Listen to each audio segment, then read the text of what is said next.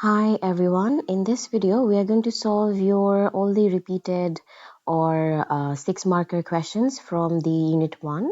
Now again in unit 1 there are not that much repeated questions because it's entirely about maths, but other than maths, whatever there are in the explanation sides, we will discuss all of that in this video. And with that explanation sides, we'll obviously try to solve one projectile motion maths and a few few maths from the fluid mechanics. Okay.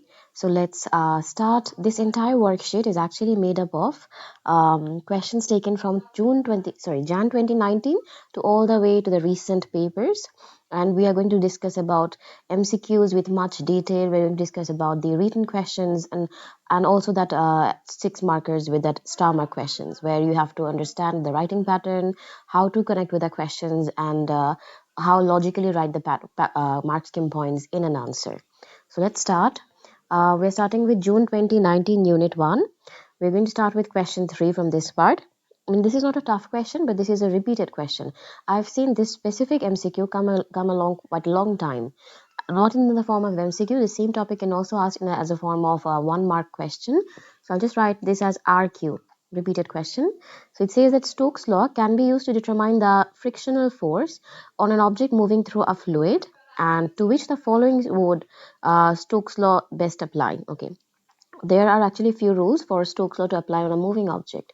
The rules are the diameter, the object over there should be a spherical object, so shape must be sphere. I'll just write sphere over here. Okay, sphere, that is your first object. That is your first requirement to apply Stokes' law on a moving object. Other one was that the diameter of the sphere should be very small, so less small diameter. And then for the third part, the object must move with a slow speed, so slow speed.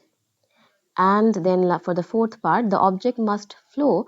The object must move in a laminar flow. Okay, so flow must be laminar. So flow must be laminar. Flow can't be turbulent. Flow must be laminar. Okay, now after this, after the laminar flow, these are the 4 requirements for these cases. Now, if you have to match the requirements with this answer, we can clearly understand that these large spheres will obviously not be a possible correct answer, because whenever I say small diameter, it indicates small sphere, right? So out of these two, there will be one of these two will be the correct answer, and slow speed matches with this one, right? Moving slowly through a fluid. So in that case, obviously, option D is your correct answer. So let's move on. I hope question 3 was clear. We'll move on to question 4. Over here, it says that a force of 19 Newton is used to push a box along a ramp of length 10 meter up to a platform. The platform is 4 meters above the ground and the weight of the box is 200. Which of the following expression could determine the efficiency of this ramp? Remember, for efficiency, the formula was what?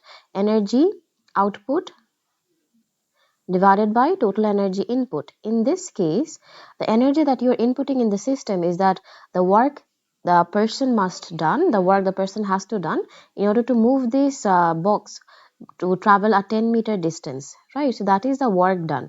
So over here at the base, you are going to input the work done, which is force was 90 multiplied with 10. And at the top, you get an increase in height. That means along the journey, energy was not wasted, but energy was converted from work done to your gravitational potential energy. So at the very top, you have gravitational potential energy, which is mgh, where mg can be written as weight as a combination. So weight and height.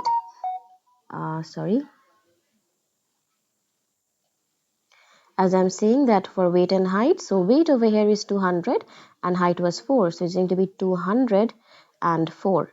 Now we can clearly see this is your energy output and this is your energy input. In that case, we can write energy output is 200 into 4 and 90 into 10. Now you can obviously understand this one ends up to be 800 and this one ends out to be 900, where obviously I stated at the first that no energy was lost during the entire process of transferring, right? But over here, energy was converted, like this work done, 900 newtons of work done was converted to gravitational potential energy of 800 after increasing in height of 4 meter after the entire journey. But 100 Newton was lost in order to overcome the frictions, right? Or in order to overcome the component of weight. We can clearly understand over here there will be a backward component of weight. Even if we consider the entire ramp is smooth, the entire ramp doesn't have any friction, it would still have the backward component of weight, like mg sine theta, right? So the work done has to overcome that force, that backward force. That's why some of the energy from the work done was lost to overcome all the resistive forces acting on the platform, and only 800 newton of the work done was converted to useful energy output, which was the gravitational potential energy. I hope this was clear for all of you. We'll move on to our next question. Question 5. According to Newton's third law, when objects interact, they exert forces on each other. Which of the following statement is not correct? Description for these forces. Now over here, there are again 5 points you need to memorize. Like, this is very, very, very much repeated questions. They come in form of MCQs. They come in form of written answers. Very important. So the first one over here is that forces must act in opposite directions. So first mark scheme point is opposite directions. Then forces must have the same magnitude. So same magnitude.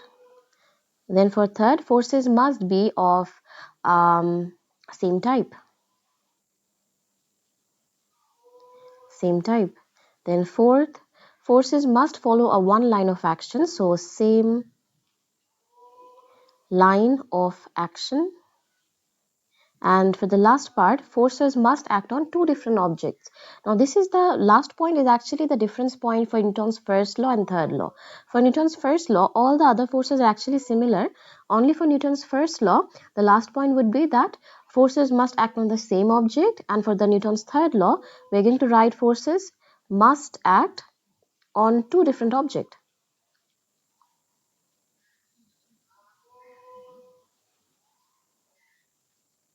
This last statement or last condition over here makes two forces a Newton third law pair forces, and if this is what, not that.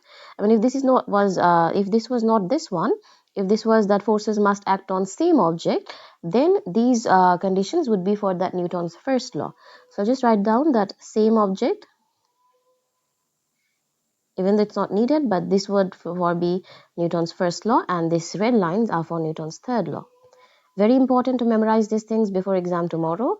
So I would expect you guys to read or memorize everything on that will be written on this entire PDF. So we'll start with this. Which of the following statement is not correct? So the forces act at the same time. That is correct. This one, act in the same direction, right? The forces must act in opposite directions. We can clearly understand. Option B over here is the correct answer. Act on different objects, have the same magnitude. All the other three are correct. So that means option B is your correct answer over here. Then moving onwards, B is vertically thrown upwards. Which row of the following correctly describes the magnitude of the initial acceleration and the magnitude of the initial acceleration when it is at its maximum height? Always remember that if it is following this kind of journey, right?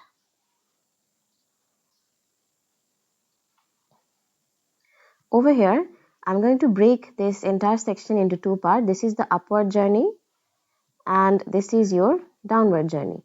For all the cases, yes, obviously at the very start your object's velocity is in an upward direction, but as you go up, velocity decreases, right? And at this part, velocity is entirely zero, and as you go down, now velocity will increase. This is a value for V. Now what happens over here is that along the all the way upward direction, gravity always acts in the downward direction. This is mg, and even at this part, still your gravity is acting in the downward direction. Even at the downward section, gravity is always acting in the downward direction. So it doesn't matter wherever you are along the pathway that is projected vertically upward, your gravity will always act in the downward direction. So which means that with a rate of 9.81 again. So which means that initial acceleration would still be 9.81, and initial acceleration would be 9.81, and acceleration, the maximum height, would still be 9.81, right? So in that case, option C is your correct answer. The moment you're going to project that ball with certain speed, as it's going to leave the palm of your hand, the acceleration will start acting on it. and acceleration is obviously due to under gravity. Gravity will start acting on it, and it will always have the magnitude of 9.81 meters per second. And if it was about directions, directions would be in the downward direction. Okay, that was it for question 6. Let's move on. A ball was dropped, bounces once, and is then caught. Which of the following shows the gravitational potential energy against time could represent the motion of the ball? The motion over here was ball was dropped from a height and it bounces once and is then caught. Let's just draw a diagram. This was the height. Always remember that gravitational potential energy increases with height. So if you're going to drop something from a certain height above the ground, so potential energy will certainly decrease and is going to rebound from the ground and reach up to that height again. So the gravitational potential energy will increase again. We can clearly see option A is the correct answer in that case. C would not be the correct answer because increase in energy and decrease in energy is not entirely linear. So this one is not correct because over here the change in gravitational potential energy, they are saying it's entirely linear, but that is not the case. So we can write change in E graph, not same or not constant. Right? It changes with a different magnitude. It changes with a increasing magnitude. So increasing magnitude in the downward direction and decreasing magnitude in the upward direction. So this is not a correct answer. If there is any problem, you guys can ask. This was the end for the MCQ part for your June 2019 Unit 1. Let's move on to the next question. Now, this is a detailed written question. Over here in this question 11, this is again from Jan 2019 Unit 1. So over here it says that the graph shows how the velocity of an object varies with time. You need to describe how the acceleration of an object varied with time. Your answer should include explanation. Okay, calculations. Okay, how the acceleration. Yeah, I mean, I can calculate the accelerations. If I zoom in on the diagram over here, I can clearly see that from 0 seconds to almost this is 6, 7, 8, 9, 10, right? For the first 9 seconds over here, the object was accelerating upward, and after that from 9 seconds to almost this is what, 17.5 seconds, right? 15, 16, 17, 17.5 seconds. From 9 to 17.5 seconds, the object has now changed its direction. Right, now it was shown for a velocity of an object varies with time. Okay, so we will do the acceleration that for first 9 seconds, acceleration would be final velocity reached was 14. Right, this is 12, 14, 16, 18, 20. Oh, wait, sorry. Right, in that case, I can write A is 14 minus 0 divided by 9. So the rate of acceleration for the first 9 seconds was 14 divided by 9 is actually 1.16. So 1.56 meter per second square. And after that, let's find out the acceleration for the later part from 9 to 17.5 seconds.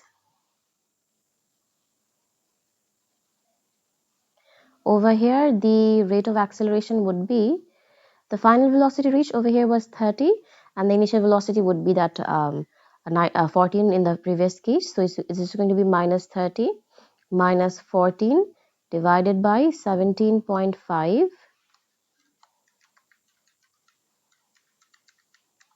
So you're going to get negative 2.17. Oh wait, 17.5 minus 9, right? Because the time was not entirely 17.5 for this difference, for this time. So minus 9 is actually going to be 5.118. It's actually negative 5.18 meter per second square. But then the negative direction over here does not indicate deceleration. It is only negative because of the change in direction, right?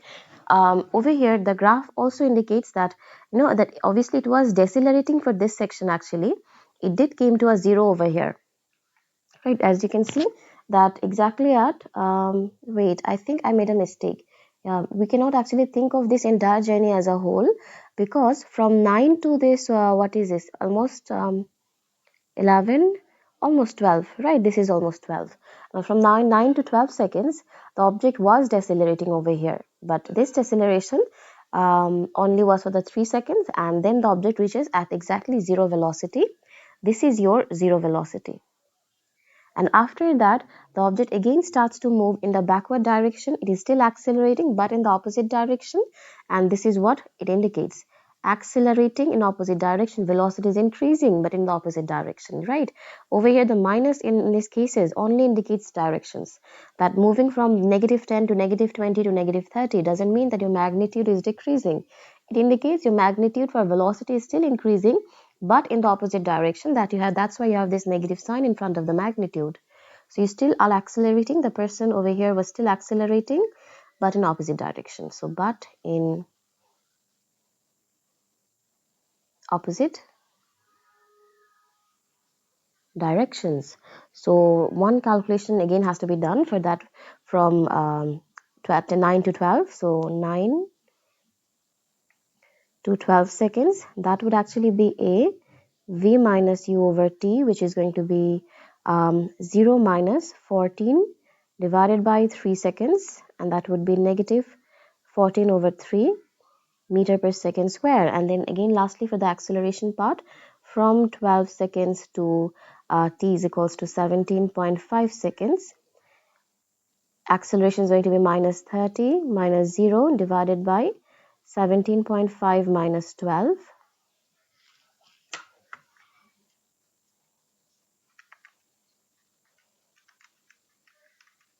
That is 5.45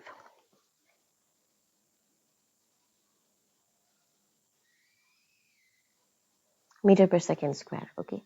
Now after this, these are the calculations we would have to do, and let's move on to your explanation parts. So we will see that for the first 9 seconds, the object was accelerating and reaches to a velocity of 14. For the next 3 seconds, it was still traveling in that same direction and decelerating. So its velocity becomes 0 at 12 seconds and at a rate of minus 14 over 3 meters per second square.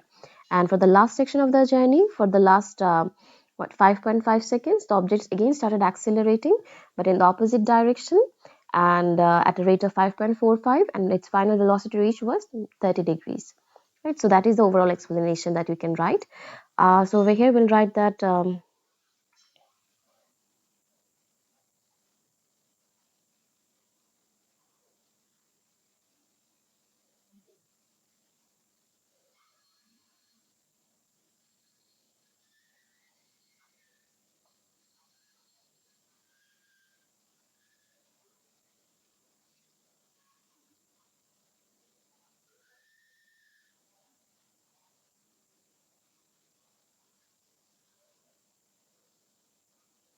for the first 9 seconds, the object was accelerating at a rate of 1.56 meter per second square to reach 14 meter per second.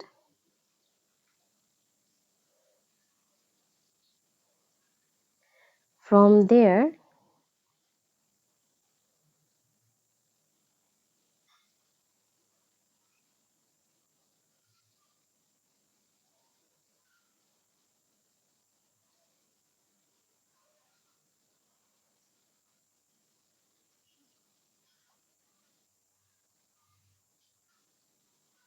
in the same direction, it starts to decelerate at this much acceleration in the same direction at t is equals to 12. It reverses its journey.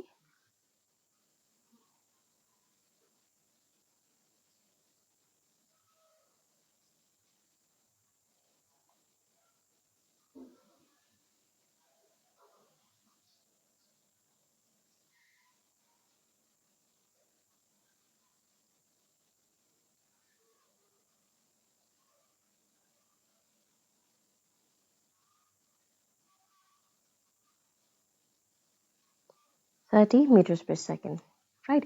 That is the final answer. Over here, if you can see, they have mentioned all these three sections in your statement. Maximum, oh wait, sorry. They are using this C acceleration. Any of the value could be calculated. You do not actually have to calculate all the values. And then again, they're going to give you maximum 1 mark for this. Right, at time t9 equals to second, the acceleration becomes negative. The object is decelerating, and For this part, the object is accelerating, moving in the opposite direction, right? Now, I wrote the answer for all the cases, but obviously over here you could have written only one point from this. That any one point over here could be a possible answer. Like you have to understand to describe how the acceleration of the object varies with time, right? They're not actually asking you to describe the entire motion. They're only asking that how the acceleration was changing over time. So you could have just written it like this, that initial object accelerates, then it was decelerating for 3 seconds from 9 to 12 seconds, and then it is still accelerating in the negative direction or in the opposite direction. Writing that would also be enough for this case, since they're only giving you 1 mark for this explanation. So I would suggest maybe write one of the 3 points over here. That would be enough for this entire 3 marks, since you're also giving calculations with the explanation, so that wouldn't be that much problem for this maths. Okay, then we will move on to question 12. Now, this is again a unit 3 respective question, because they want you to identify, like describe the entire procedure. How would you carry out an experiment? How would you take the measurements and everything, right? So these are the unit 3 descriptive questions that would come across in your unit 1.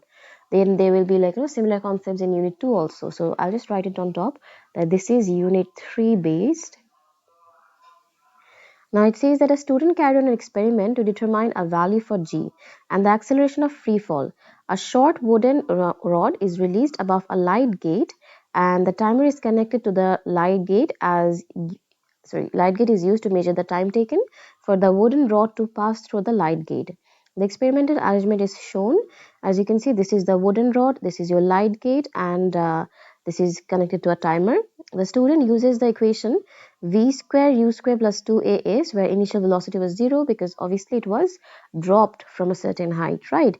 And a graphical method to determine a value of g. Okay, let me state one thing clearly before, even if that is not related to your part A. Over here, always remember that it is the rod, the length of your rod, that is going to pass over through this light gate, right? So in that case, if you're going to find out the value for your object's velocity at this specific point, what you're going to do is that obviously the light gate will give you the time taken. Like for example, whenever this light gate enters this wooden rod enters this light gate, the timer will turn on, because this wooden rod will now block the pathway between the receiver and detector end, like receiver and releaser end for the light gate. So the receiver end this time will not be receiving any light, because in between them they have a wooden rod in between them, right? It is blocking the light from that receiver end. So the timer turns on, and for the length of this wooden rod, by the time the wooden rod be in this position about to leave the light gate, the light will again be received at the receiver end. So this time the timer will turn off. So you only get the time for the length of this rod over here. For the length of rod that is been traveling throughout the light gate, that is the time you're going to get over here. So in order to find out the velocity for this specific point, you just have to divide the time taken from your light, like timer, and you just have to divide that with your length of the wooden rod, because the timer was only measured for the length of the wooden rod, for which time this was blocking the light in between the wooden rod, in between the light gate. Okay, I hope this was clear, the concepts about light gate. Now let's start with this one. The student wants to use this equation, right? It was already stated that the value for u was 0, which means it doesn't play any important role, and you want to find out the value for acceleration, right? Obviously from that light gate, you can find out the value for velocity, right? Using the distance over time, you can find the value for oh wait, you cannot actually find the use a graphical method. Yeah, I mean you can find the value of velocity, and over here s can also be calculated. Right. I mean if you just can take a meter ruler, s can be calculated, but said additional measurement the student should take. Right, the length of the wooden rod and distance from the rod to the light gate. Right, we haven't actually measured that how much distance was fallen from this point to this point, and also in order to find out the value for your velocity, the length of the wooden rod is actually needed, and we didn't calculated that. So over here, these are your mark scheme point, that the length of the wooden rod has to be calculated, and the distance from the rod to the light gate, like the distance the rod has fallen from that point to the light gate. Okay, because over here this distance is not the distance for the wooden rod. This velocity can be calculated using that length of wooden rod divided by time, but this s over here has to be calculated for the distance fallen for this entire journey. So first thing, I mean, you are going to do two things over here. For that V, length of rod divided by time, where the timer is taken by the light gate. Another thing, for that equation, v square u square plus 2as, where u was entirely 0, v you calculated, acceleration has to be calculated from a graphical method. In that case, s over here is the distance fallen by the wooden rod before it reaches that light gate, right? This is not the length of the wooden rod anymore. So this is distance fallen. Distance fallen. Okay, now we will start with the writing. So we'll just write that these two statements, that length of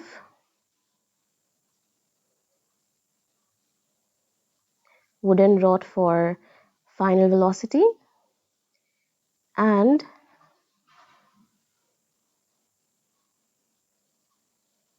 distance fallen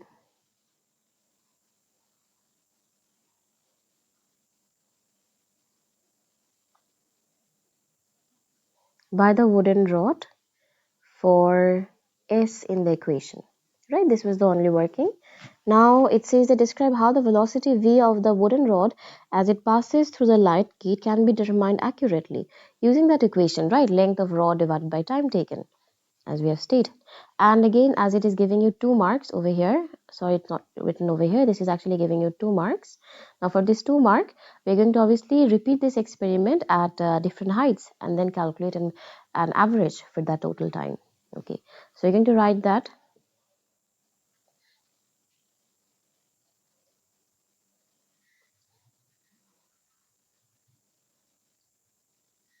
Repeat the experiment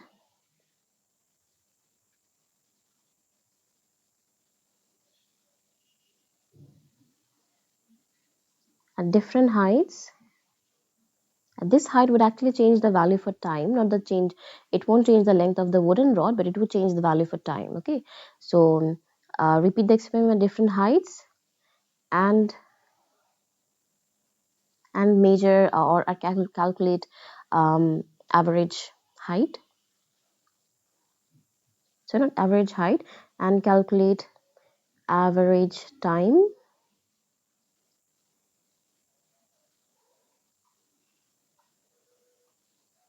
Then using the equation v is equals to length of rod over the average time,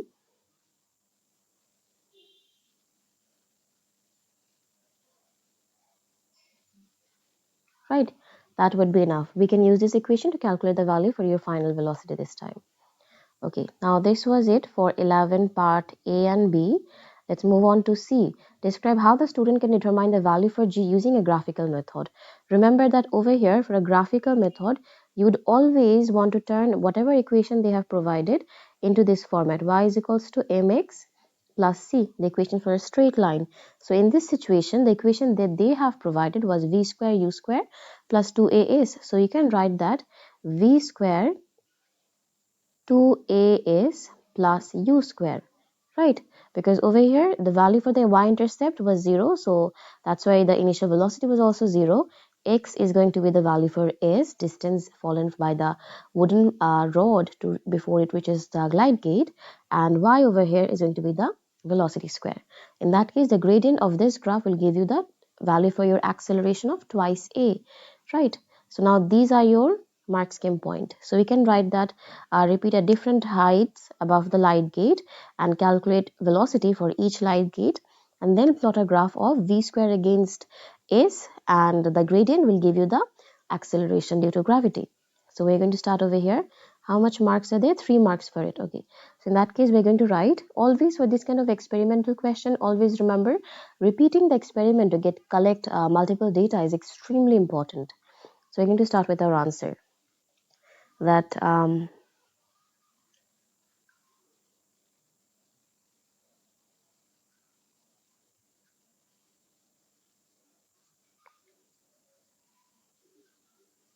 for at least 5 times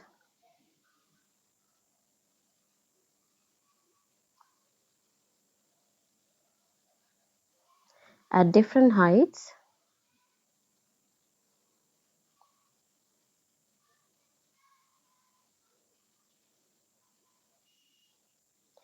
Repeat the experiment for 5 times at different heights above the ground and calculate V for each.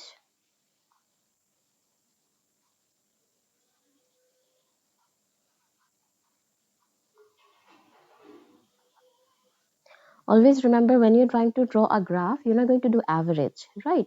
Because if you're going to do average, that means you're taking 5 data and mixing it all to get a final 1 data. So obviously we're not going to do average over here. Now I will use that 5 data to plot a graph, right? So we're going to write that using these data,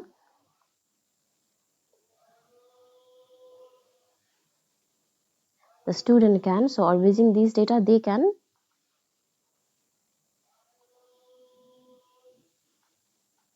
using this data, they can plot a graph of v square against s, where the gradient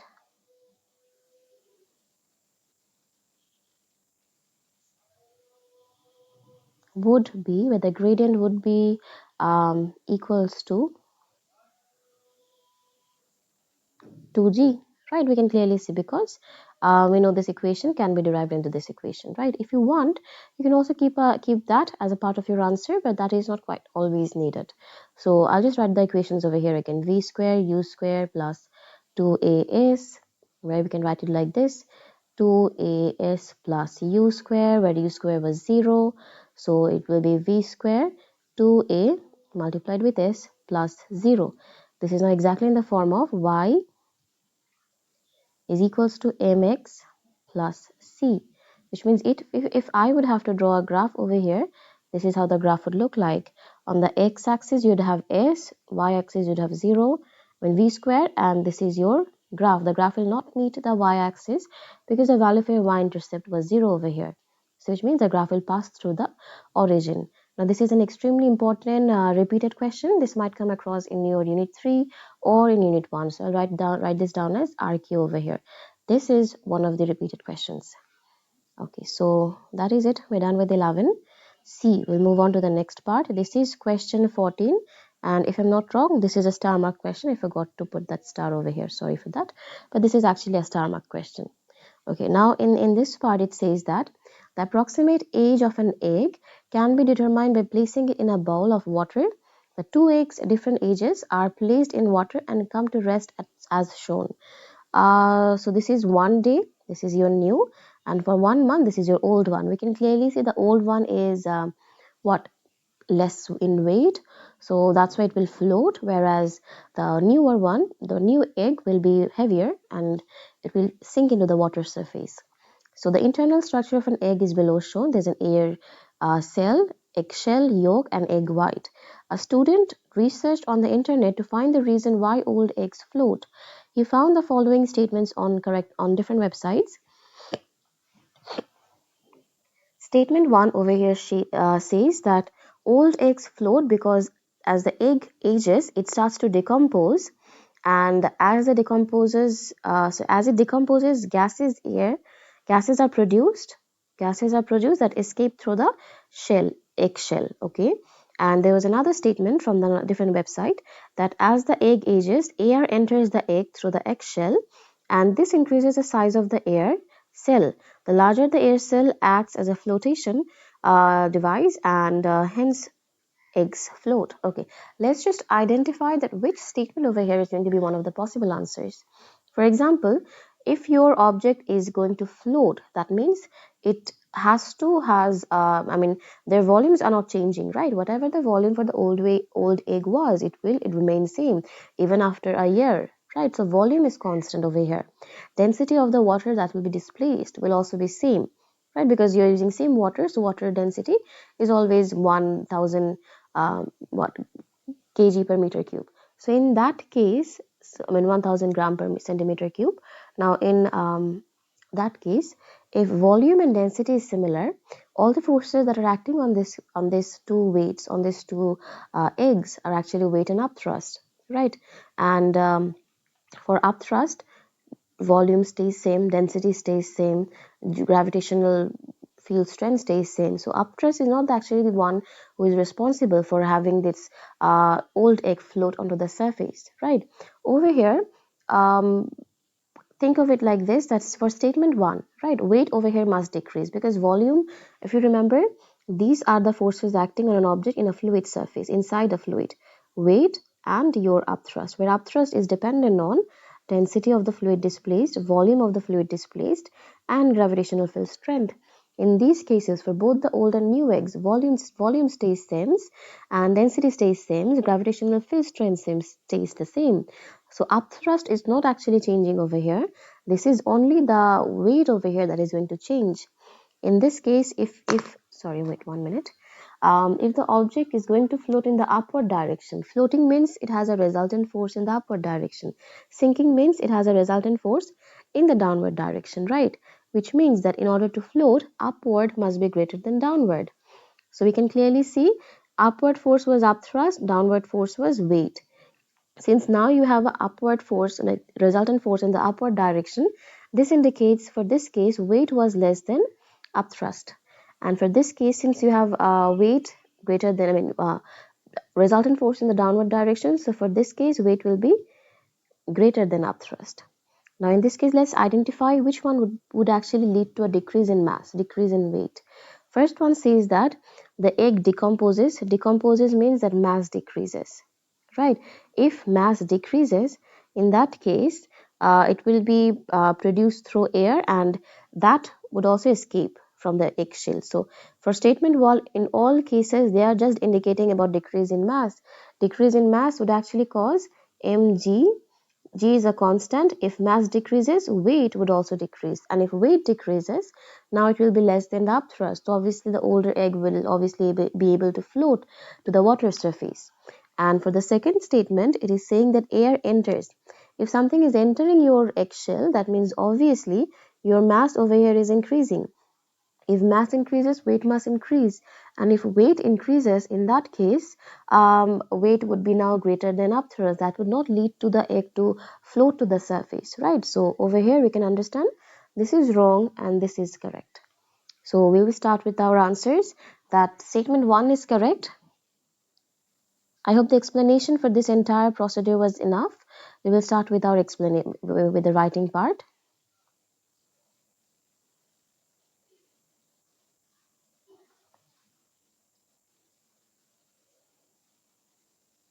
In statement 1,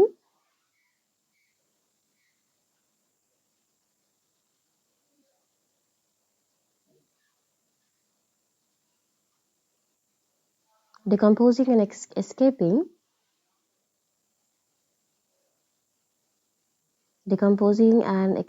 escaping leads to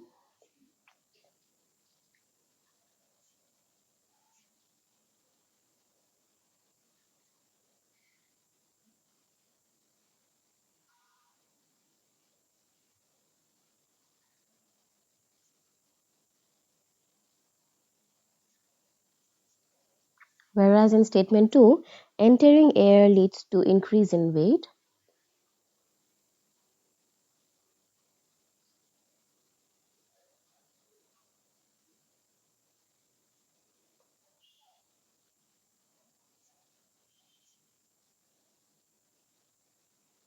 Increase in weight.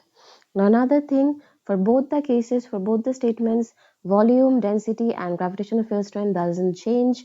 So in that case, upthrust must be same.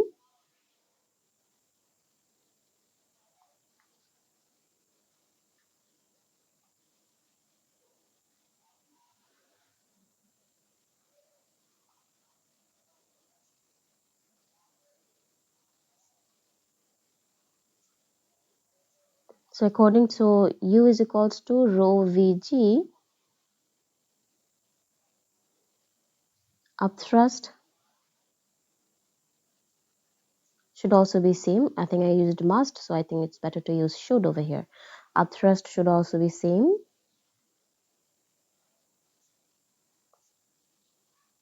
Okay. Now after this, so upthrust rho Vg, upthrust should also be same. Other than that, we can suggest that for statement 1, weight becomes less than upthrust, which will provide an upward resultant force, whereas for statement 2, weight becomes greater than upthrust, which will provide a resultant force in the downward direction, right? Therefore, statement 1 is correct. So we'll write that for statement 1.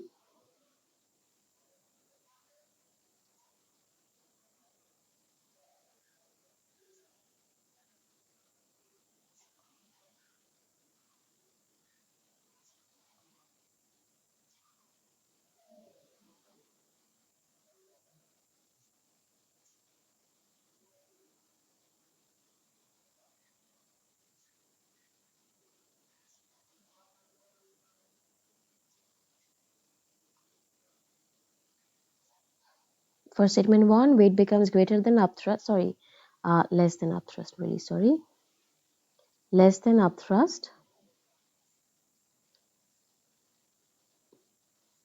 So resultant force becomes upward, causing the egg to shell, causing the egg to float. So therefore, statement 1 is the final correct answer. That is the final answer over here. So statement 1 is correct, right? That is it.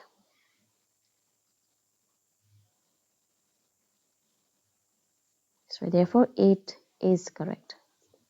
Now, this was not a repeated question, but this was a star mark question. So that's why we solved this in this paper, right?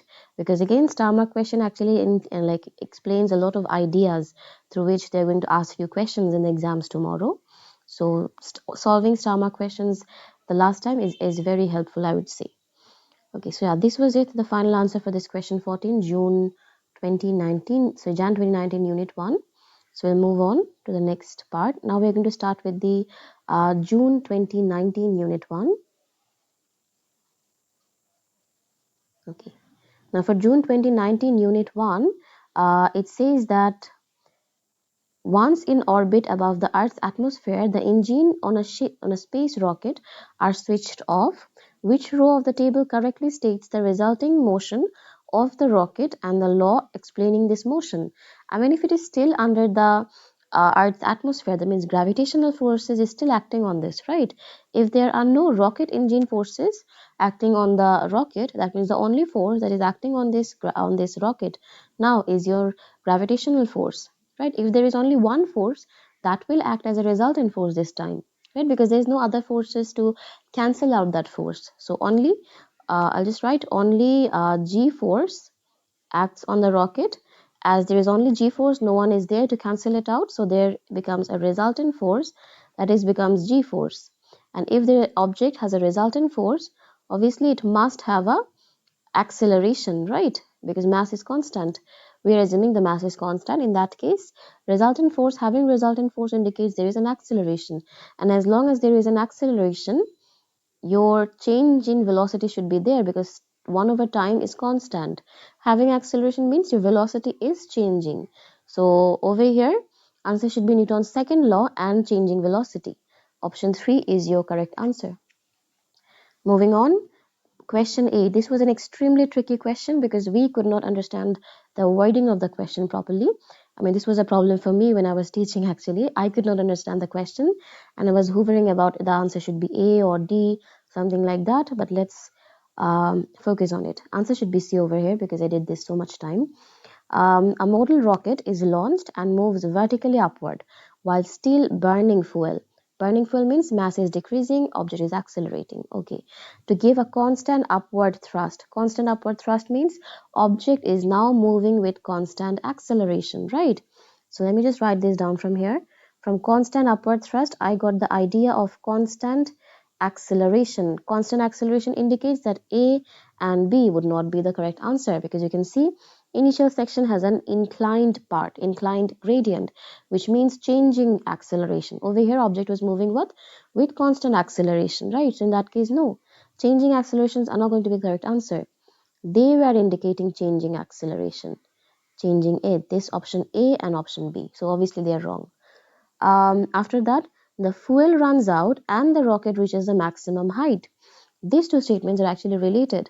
the fuel run out, and after that, okay, the fuel runs out. Even after that, the object would still have some velocity with which the object would travel in the upward direction. It would decelerate and then reaches the maximum height at time capital T before it would fall back to the ground. Okay, now I need to represent which statement over here represents the journey over here. Let me draw the journey.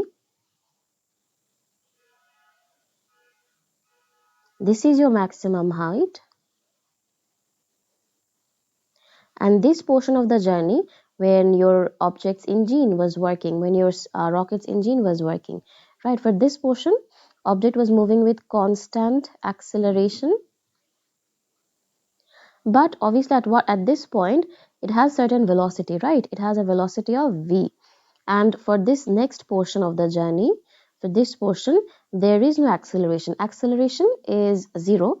When we cannot consider the acceleration is entirely zero, object is decelerating for this blue section. And over here, this becomes zero over here. And this is also, at this point, time is capital T, right? Over at the maximum point, time is capital T. So we can clearly understand that object was accelerating initially, and then after accelerating has stopped, it would still travel in the upward direction to reach maximum height, where velocity drops down to d0 and then again falls back to the ground, right? So for this section, we can clearly understand that whenever the engine turns off, that is not the time when time is equals to capital T, because whenever the engine turns off, it would still have some velocity with which it will travel, and after that it will reach a maximum height where the velocity would be zero when the time was capital T, and after that it will again fall back to the ground. So which means from this part, option C is your correct answer. As you can see, this is your time, right?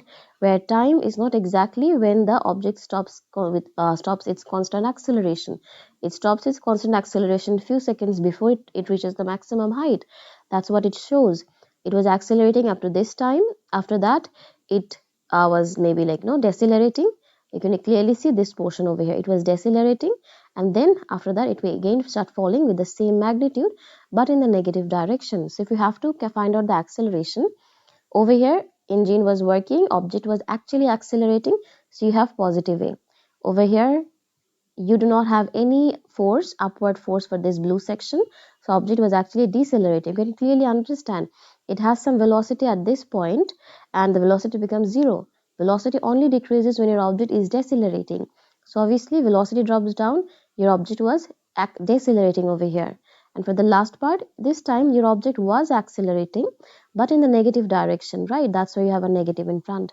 The negative in front indicates the direction negative, direction downward, but object was accelerating, right? Direction downward, but object over here was actually accelerating, but because of the direction it will be assigned with a negative sign.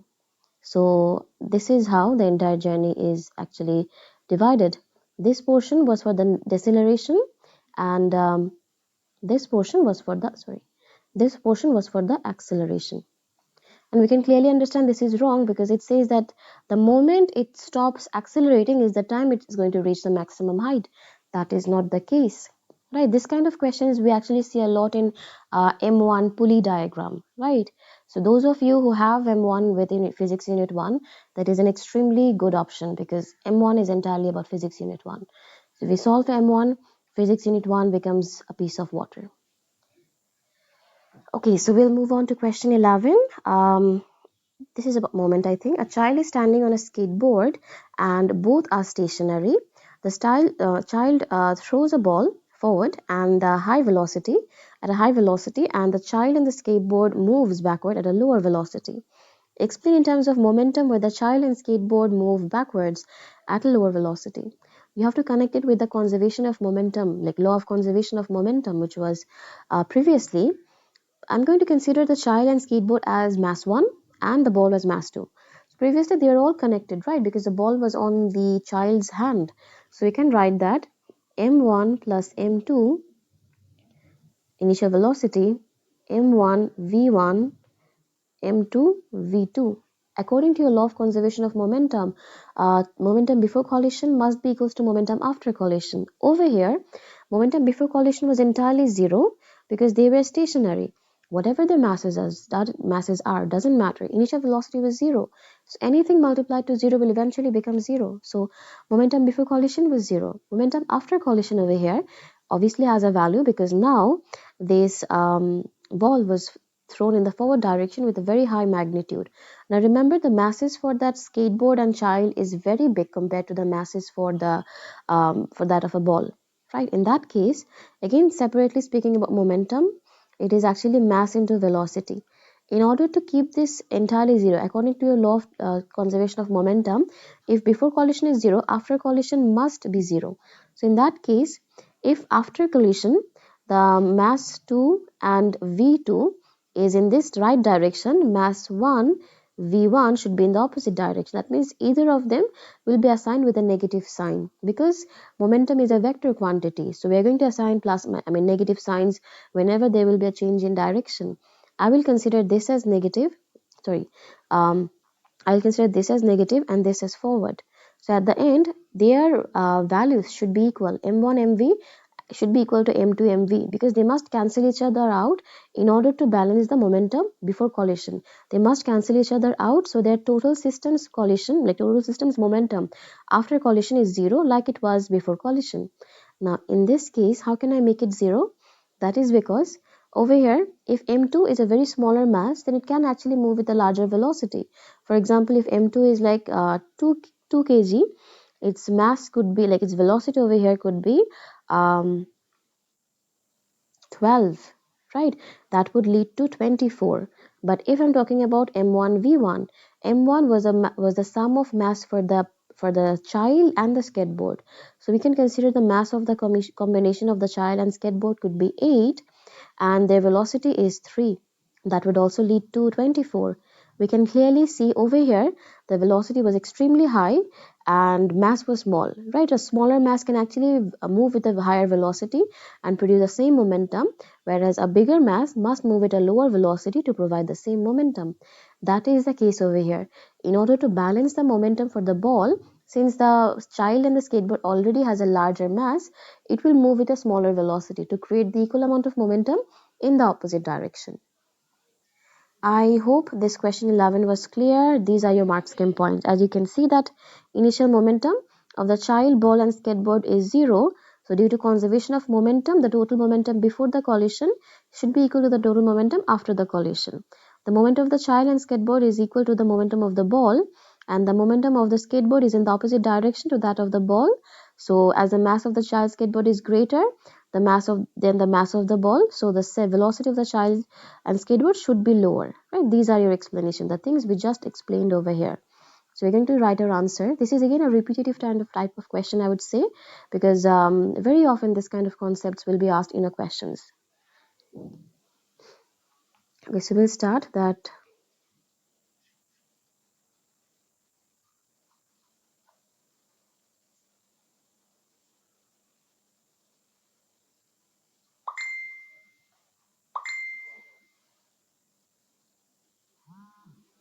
Sorry.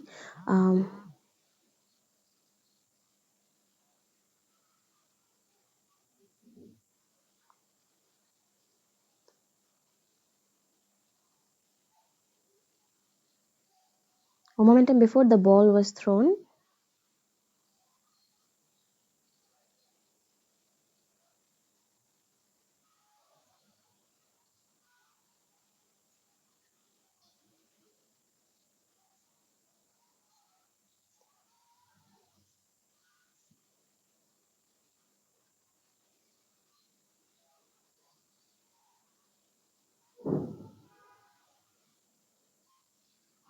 So according to the law of conservation of momentum,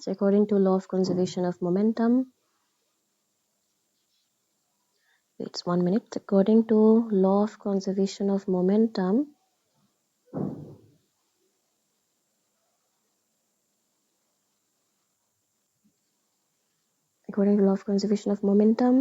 um,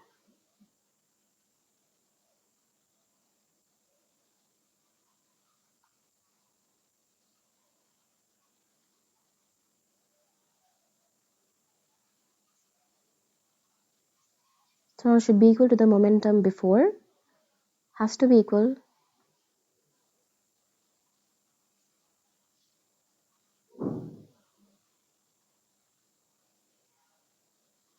momentum before.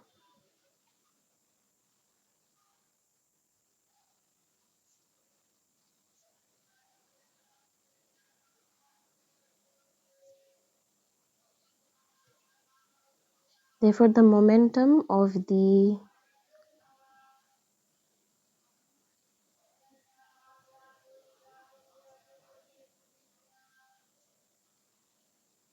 and skateboard should be equal and opposite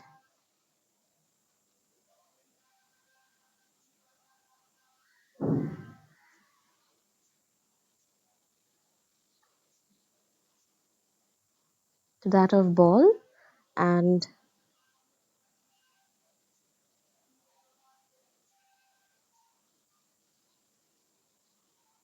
as mass of child and skateboard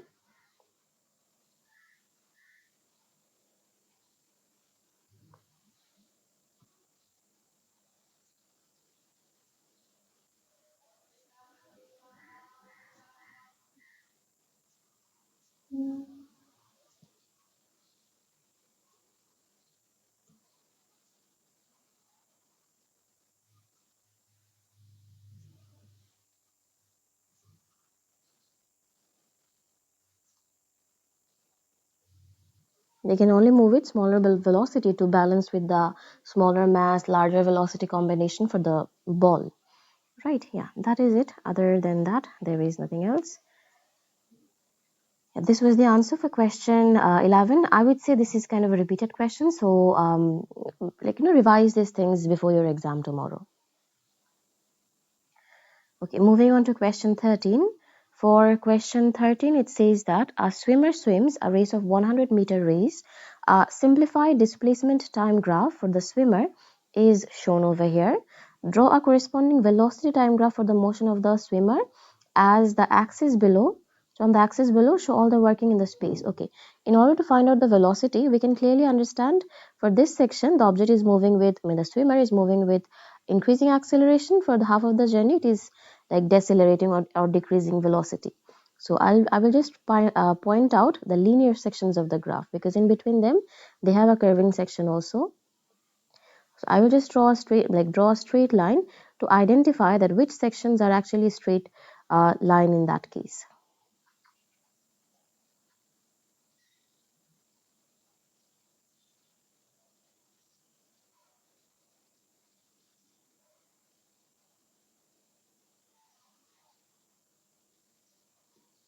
Okay, now if I go back, oh wait, sorry. Right, now if I go to this part, I can clearly see, I will have to increase my pen wideness. Okay, now I can clearly see that this entire object was moving with constant velocity up to this point, right? No, I think I should stick to this point, right? In that case, the time over here was 42 seconds and the final velocity was 48 meters. Over here, distance was 48 meters. As this is entirely linear section, I can use that v is equals to d by t to calculate the velocity for the first 42 seconds. So, v is equals to 48 over 42, which is going to be 48 over 42. That will be actually 8 over 7 or 1.43 meters per second in this case. Okay, so 1.43 meters per second. So 1.14, sorry, I made a mistake. 1.14 meters per second. After that, again, if I zoom in, I can clearly see that object was moving with constant velocity up to this point, which is approximately 48 meters, 48 second, and distance was still 48, right? So from this 48 to 90, right? The time duration over here is going to be 90 minus 48. So time is again 42 seconds and distance was again 48. So we can again write that v is equals to 48 over 42. Time was, velocity over here is still going to be 1.14 meters per second. After this, I'll have to draw this, and in between them, the time was 42 to 48. In between these 6 seconds, the object decelerated, right, which we can clearly understand. So which means over here, this is how the graph would actually look like. you can clearly see 1.14 is actually 1.2 approximately, and this is how the entire graph would look like. So we'll just copy that over here.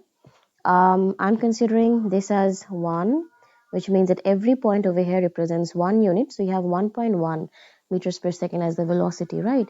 So I can suggest drawing up to 42 seconds.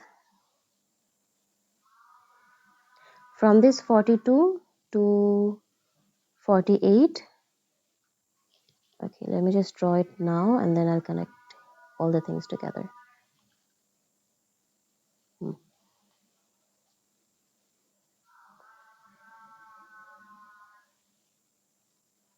Right, this is how the graph should look like.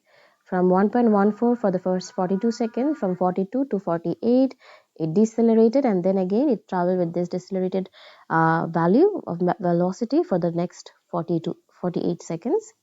I should write this on the graph. This is 1.14, and then again this is 1.14, and that is it, right? Enough information is written on the graph. Other than that, nothing else is required. After this, it says that yeah, there were no explanations needed, right? Yeah, no other explanations is needed. After that, it says that to increase her initial speed, the swimmer began the rest by gliding underwater. Gliding underwater means that it will slip down inside water and until for 15 meter below the water surface, and then began to rise her arms and legs. This was not represented on that simplified displacement time graph. So draw a sketch of the axis below to show the actual variation of the displacement with time for the first 15 meter of the journey. Now this is how the entire thing was actually working. This is your water surface. On your diagram, it shows that the swimmer starts to move in this direction at the very start of the journey. But that was not actually the case. The swimmer actually starts to dive inside the water surface for the first 15 meter, and then after that it will dive again in the upward direction. This is how the swimmer actually followed the entire journey. So if I have to draw a graph for that specific 15 meter, this is how the graph would actually be.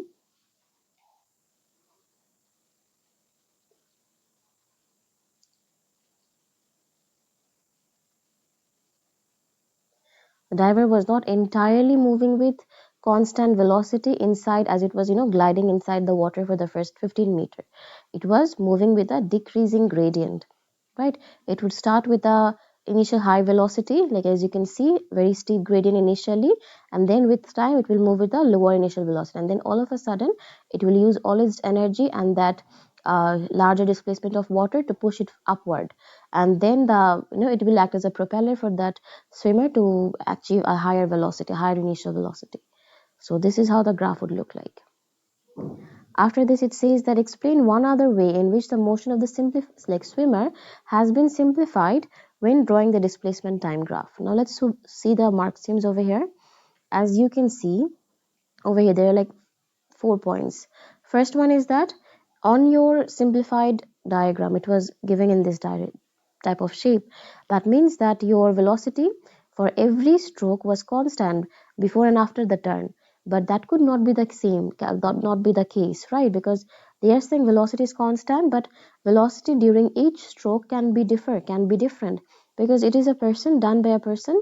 They cannot obviously maintain accuracy of same velocity for each stroke. So for every stroke, velocity might have changed, right? So that is one of the reason that in the simplified diagram could be improved, because velocity is not same. Velocity would differ at every stroke. Then it says that for the second part, velocity of the swimmer has the same magnitude in both parts of the race. That means for the return and for the moving forward and returning, it was traveling with same velocity. We calculated that it was 1.14 meters per second, right? But it says that in the actual more detailed diagram, velocity may have changed, because during the returning journey, obviously the swimmer would be much more tired, right? So whatever the velocity that was reached by the swimmer in the forward direction might not be achieved by the swimmer in the reverse direction, because now the swimmer is tired. That could also be one of the possible answers.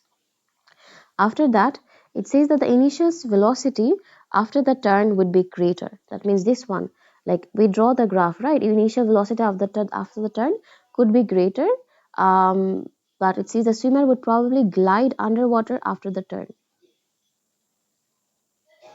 Glide underwater after the turn, right? I mean, on your diagram over here, that was showing that after the turning also, the velocity was still 1.14 meters per second in the simplified diagram.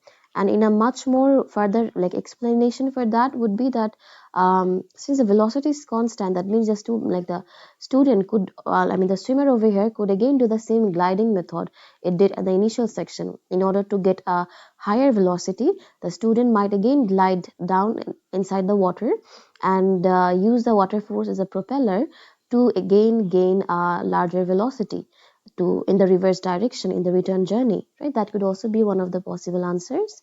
And lastly, it says that the gradient should initially increase from zero, the one we saw over here in the simplified diagram, but actually the swimmer initially pushes off from the starting block. Like this is how the entire swimmers are going to work, right? The swimmer over here is going to push their feet onto the wall to provide a backward force, to provide a forward force, and that will make the swimmer move a larger distance within a small time, so they will be able to receive a higher velocity at the initial part, right? So that is not again shown in your simplified diagram.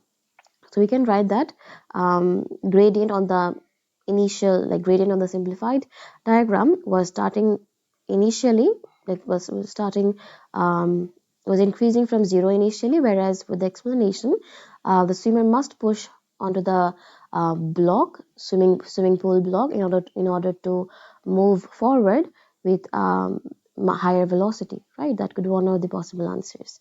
So we will write the answer over here, that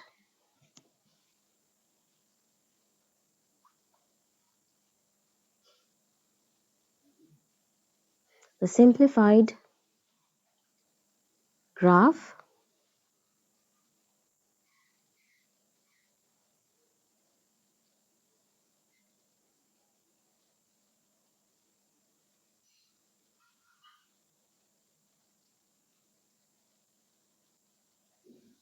shows velocity increasing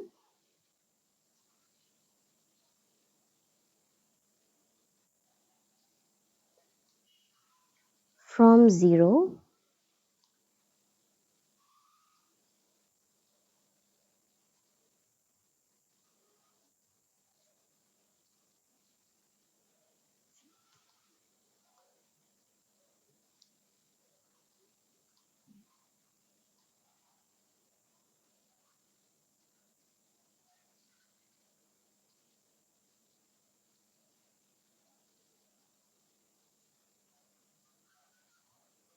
pushed against the block to provide forward force, right? That would make it accelerate, and maybe the initial velocity would be, like a curving shape in that case. So the swimmer may have pushed against the block,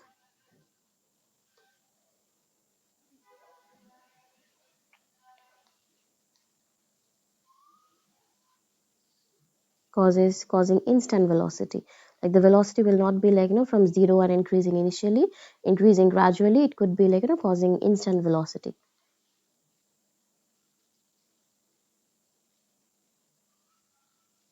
Instant velocity.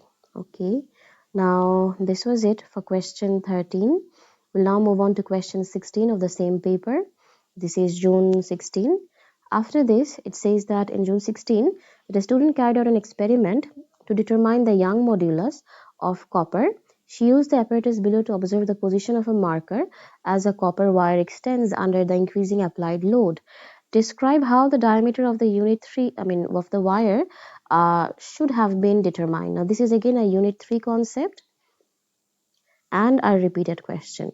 In order to measure the diameter, these are like 3D objects, right? For 3D objects, right, as I was saying that since this is like 3D objects, so for 3D objects, you would obviously use either vernier caliper or micrometer screw gauge. Now, depending on the resolutions, the smaller the resolution, the higher the accuracy would be, Right, in that case, micrometer screw gauge has the least resolution. So I would suggest using a micrometer screw gauge. So we can write that we can use micrometer screw gauge to measure the diameter. But then again, to actually find out if the diameter is same along the entire length of the wire, you'd have to measure the diameter for at different orientations along the entire length of the wire, and then calculate your average to find out the diameter, like an accurate value for diameter. So in that case, this is how the writings should be, that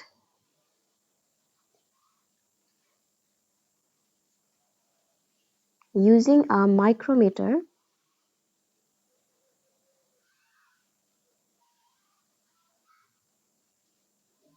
screw gauge, using a micrometer screw gauge, they can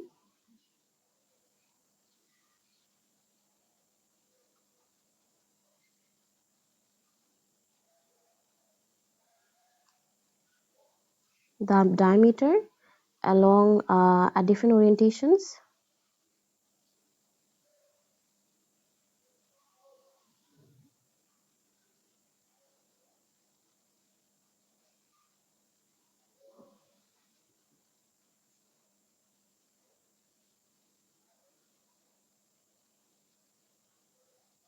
length of wire, and then calculate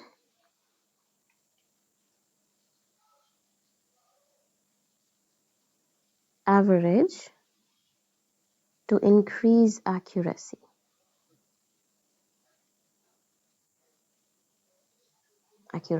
Right? This is the final answer. Okay. Now after this, it says that explain why the sample of wire used in the experiment should be long and thin. Okay, in this experiment, we are only trying to identify Young's modulus, right? One thing to be focused on, this is conducted in a lab, so you will not be obviously given a very large amount of loads. So you need to use a wire that can extend a lot for a smaller load, because if you have larger extensions, larger data can be got, right? For a larger data, you can easily calculate your Young modulus, right? But if you would have done this for a very stiff wire, which would require a very large force to create a large extension, for that cases it would be difficult for you, because in your lab you would not be available with a large force. So for a small amount of force, you would get small amount of extensions, which will be difficult for you to measure and then calculate the Young modulus for this piece of copper wire. So in that case, you have to think of it in this way, that equation for Young modulus is actually force over area, divided by extension with length, which can be written as force over area, length over extension, right? Yeah, and which eventually leads on to you that force, length, area, Young modulus is actually, this is equals to extension, which means that length is directly proportional to extension, whereas thin means smaller radius, which means smaller area. So smaller area is inversely proportional to extension. That means longer length, larger extension, smaller area, larger extension, which means for the same applied force now, you are going to get a larger extension because the wire is now less stiffer, right? So you can easily get a value for Young modulus this time. So this is your final answer. This is how you're going to approach to the answer for this kind of questions. I hope the concept was clear. So we are working with, for longer wire,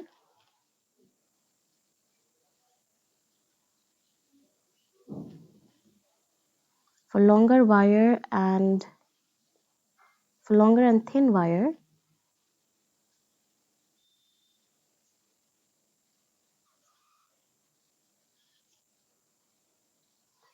it has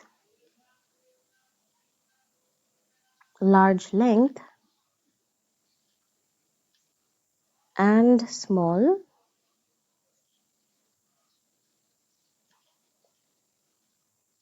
cross-sectional area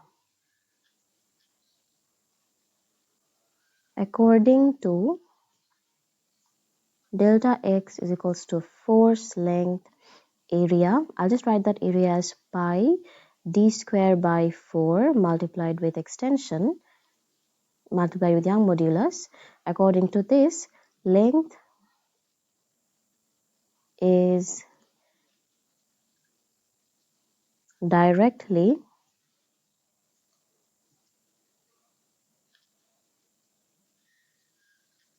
proportional to extension,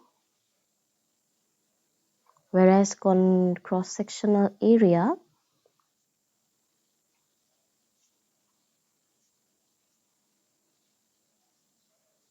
is inversely related to extension. Therefore, larger length and smaller area would lead to larger extension for the same applied force.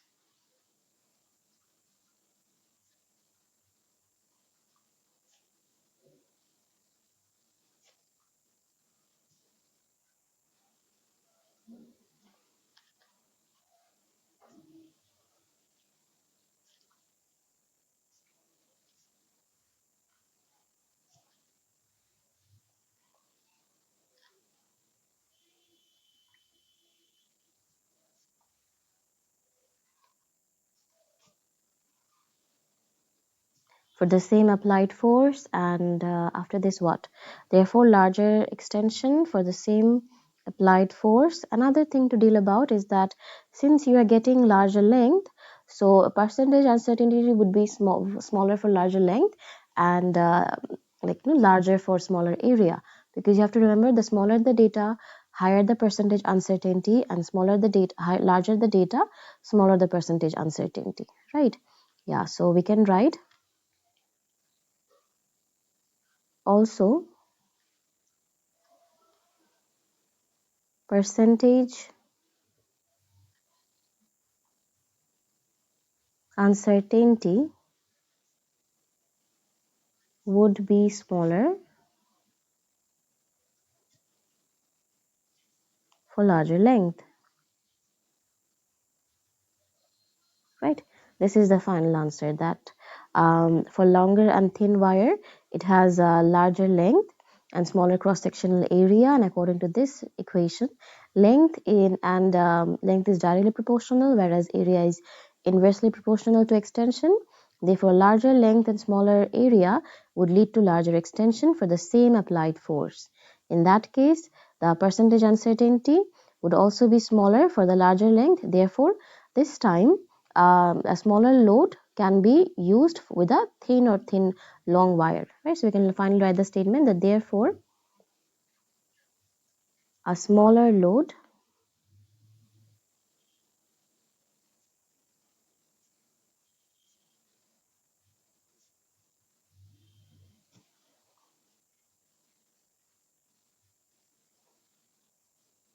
long and thin wire,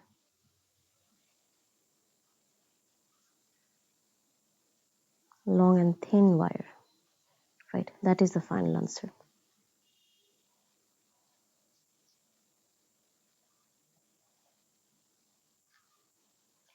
This was it for question 16. I hope it was clear enough. Yeah, this was question 16, right? Yeah, this was question 16. Then we'll move on to question 14 of the same paper. In this part, it says that the firework is launched from the air and explodes once it reaches the maximum height. The firework is designed to explode at an angle of at a maximum height of 350. We need to show that the vertical component of the velocity at launch is about 80. Now, we do not need to think about what was the theta it was making with the vertical component. We just need to understand this is entirely talking about the vertical motion, where object moves with negative 9.81, right? Because this is how the journey is. From this point, it reaches the maximum height, which was 350 meters above the ground. So we have the displacement. At maximum height, velocity is 0, final velocity is 0. Initial velocity, you have to calculate that. And acceleration over here is obviously 9.81, as over the journey, velocity decreases. So in that case, u would be v square minus 2as root over, which is basically v0. So it's just going to be minus 2 minus 9.81 with 350 and everything under a root. So if you just calculate this, you will get the value, which is 2 into 9.81 into 350. Sorry, 350 it was. Now then you get 82.86. So we can write 82.8 meters per second square. Right? This is approximately the final answer. So meters per second, this was the velocity, not acceleration. Okay, now after this, it says that the vertical component of the velocity at launch depends on both the initial velocity of the firework and the theta, the angle between the initial velocity and the horizontal. So we need to sketch the sketch showing how the initial velocity required for the firework to reach that maximum height of 350 varies with theta over the firework. Now you have to think of it like this way. You need to understand that how sine and cos actually changes with change in theta. Now over here, this is how the journey would actually look like. This was your vertical and horizontal component, and this was your actual velocity with which the object was thrown, and this was the final journey or pathway followed by the projectile motion. Now this was the angle theta they were talking about. They are saying that the vertical component, this vertical component of the initial velocity actually depends on the initial velocity, the magnitude of the initial velocity, and the theta over here. So they are saying that how would that initial velocity would actually change with change in theta. So you have to think of it like this, that let's just make a table over here and just see the changes that happens whenever your theta increases and what changes you see for sine theta and cos theta. This is for theta, this is for sine theta, and this is for cos theta. So if your theta is like 15 degrees, 30 degrees, 45 degrees, 70, 45, then 60 degrees, and then 75 degrees, and then 90 degrees, okay? So in that case, we'll start with sine 50, sine 15. Sine 15 is actually 0.65. So this is 0.65, whereas cos 15, so cos 15 is 0.57576. It is negative 0.76. Okay. Is my calculator? Oh, sorry, my calculator was in radian mode. I'm so sorry. 1 minute. Angle degree. Sine 15 is 2.6 actually. Sorry. Previously it was in radian mode. I didn't notice. This is 0.26. And then cos 15 is actually 0.97. Okay, so sine 30 in that case is 0.5 and cos 30 is 0.87. Sine 45 is 0.71 and cos 45 is 0.71. Sine 60 is 0.87. Cos 60 is 0.5. Sine 75 is 0.97 and cos 75 is 0.26. Lastly, sine 90 is 1 and cos 90 is 0. Now we can clearly see with increase in theta, the sine theta component increases, but with increase in theta, cos theta decreases, which indicates that theta and sine theta are directly proportional, whereas theta and cos theta are inversely proportional, because if one increases, the cos theta component would decrease. Now over here, on your vertical component, you had u sine theta, right? And the horizontal component, you have u cos theta. So if in that case, the value for your theta was maybe increasing, that would indicate that your, right, for this situation, if the value for theta is increasing, that means the maximum theta over here that can be obtained by the object over here must be the final velocity, final vertical component, right? Over here, what it actually indicates is that the initial velocity is actually going to be inversely proportional to your value for theta, because if your value for initial velocity is increasing, in that case the value for your u cos theta would also increase, but over here increase in theta will make it decrease, right? Think of it like this, that if u increases, this u would increase. That means this entire product will increase, right? U cos theta would increase. But if theta increases, then this cos theta decreases and u increases, right? So in that case, u and theta are inversely proportional, and the maximum value this this situation can get is this final value you got for the maximum vertical component of the initial velocity, which was 82.8 meters per second. So this is how the graph would actually look like. This is your point for 82.8 meters per second. This is your initial final angle, 90 degree, and it will start with certain value and it will drop off at this. And you can just erase these lines. This is your 82.8 meters per second. That is the least velocity that this initial velocity can have when the sine theta would be entirely 1. Right? You have to think of it like this, that when sine theta becomes equals to 90 degree, and when sine theta becomes equals to 90 degree, it actually indicates that this theta will actually be in the vertical plane entirely. So if this theta is entirely in the vertical plane, the maximum value it can get is that 82.8, because this was the minimum or required velocity to reach the 350 height. So over here it was also the case that what would be the case for initial velocity when theta increases if it still has to reach the 350 height. That means the vertical component of the velocity still have to be that 82.9. So in that case, whenever theta reaches 90 degree, sine theta reaches 90 degree, whenever you will go back to this entirely vertical plane, the maximum value over here is going to be so the minimum value over here is going to be 82.8, right? It cannot be lower than that, because any velocity smaller than that will not be able to cover that distance of 350 meter. That is the smallest velocity. Velocity can be greater than that. I hope this part was clear for all of you.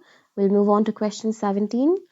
For question 17, it says the fall factor is used by climbers to estimate the severity of the climbing fall as it is given by, this is the equation for the fall factor, okay.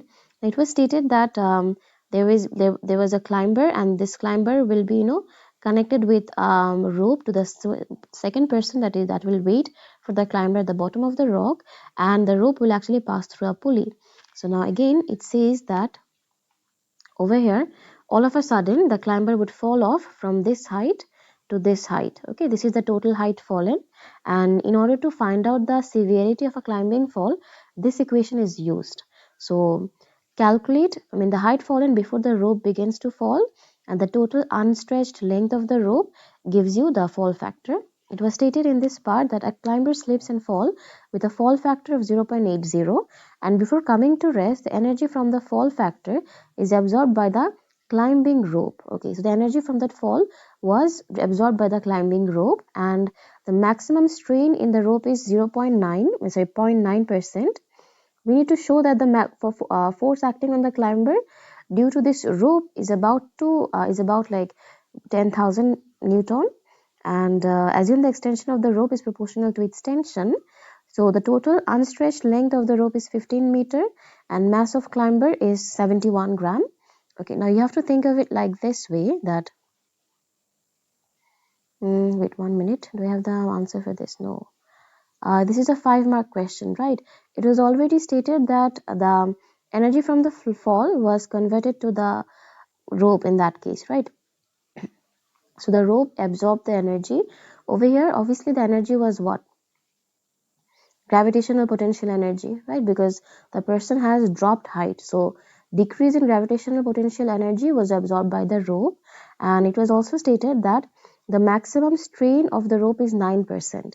That means total unstretched length of the rope is given. We need to show that the force exerted on the climber during the rope is due to the rope is this much Newton. Let's just find out the wait. If they're giving you the, yes, we can find this out. For example, let's find out, I can already understand from this line that decrease in gravitational potential energy was actually converted to your elastic strain energy, right? Elastic strain energy of the rope, because it was stated that energy from the fall is absorbed by the climbing rope. Energy from the rope by the fall means decrease in height. So decrease in gravitational potential energy was converted to this elastic strain energy. And over here, what was the height that was fallen?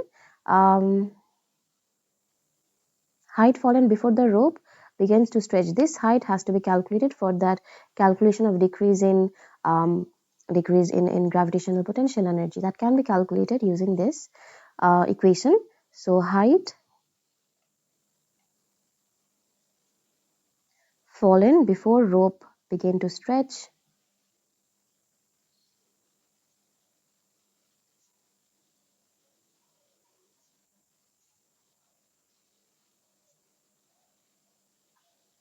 begin to stretch. This would be fall factor into the total unstretched length of rope. Fall factor was 0.80 multiplied with 15. So this would be 0.8 into 15, that is 12 meter. Okay. This was the decrease in gravitational potential energy. Now this entire height was actually divided into two sections. 12 meters which was fallen, and after that, due to tension, there will be an extension, right? We need to find out that extension also, and that extension can be calculated using the strain percentage. As it was already stated that there was a strain of, the maximum strain would be 9%, obviously, compared to the total length, right? So in that case, extension can be calculated. That would be 9 by 100 into the total length, which is 0.09 into 15, which is 1.35 meter. So there was an extension of 1.35 meter. So this is 1.35 meter. Now I can understand the gravitational potential energy was converted to elastic strain energy.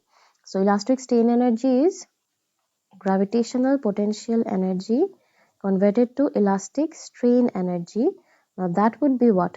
Over here it's going to be mgh, mass of the climber was given 71 9.81 multiplied with 12 is equals to half force of that tension multiplied with the extension was 1.35.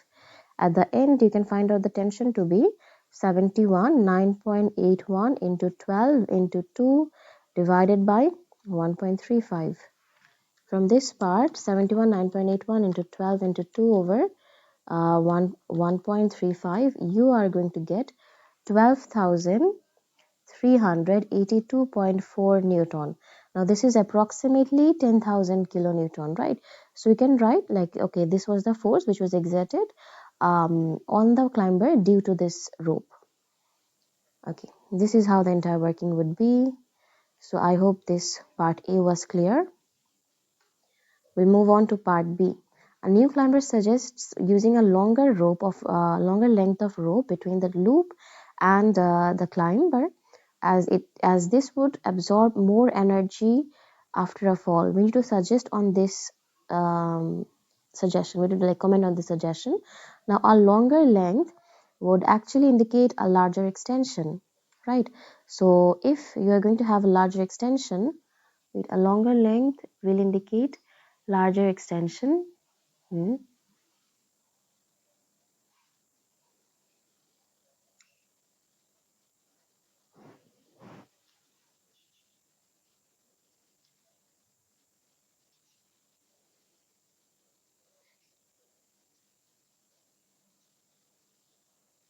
A new climber suggests that a longer length of rope between the loop and the climber, as it would absorb more energy after a fall. Okay, no, this is not 1 minute, as this would absorb more energy from a fall. Okay.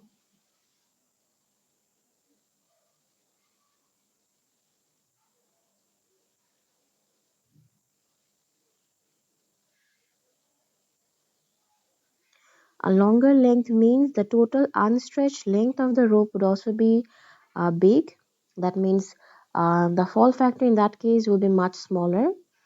If the fall factor is smaller, in that case, the height fallen from the rope before it begins to stretch, like this height of 12 meter, would be extremely big in that case, right? If the height fallen is big, that means gravitational potential energy decrease would also be big, and in that situation, force exerted on that climber, like the tension exerted on the climber, would be extremely large. So if the tension is large, that means a larger amount of force, greater than 10,000 kilonewton, will be applied on the climber, and that is no way a good thing.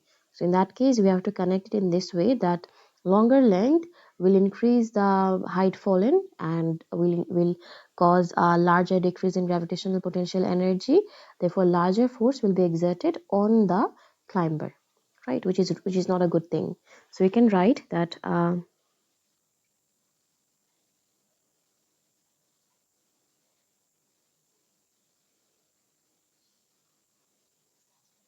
a longer length increases the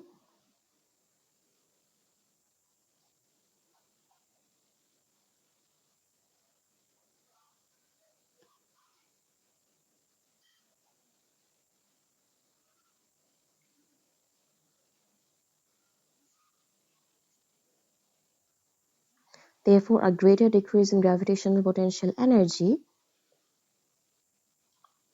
Therefore, a greater decrease in gravitational potential energy, which could be, therefore, a greater decrease in GPE,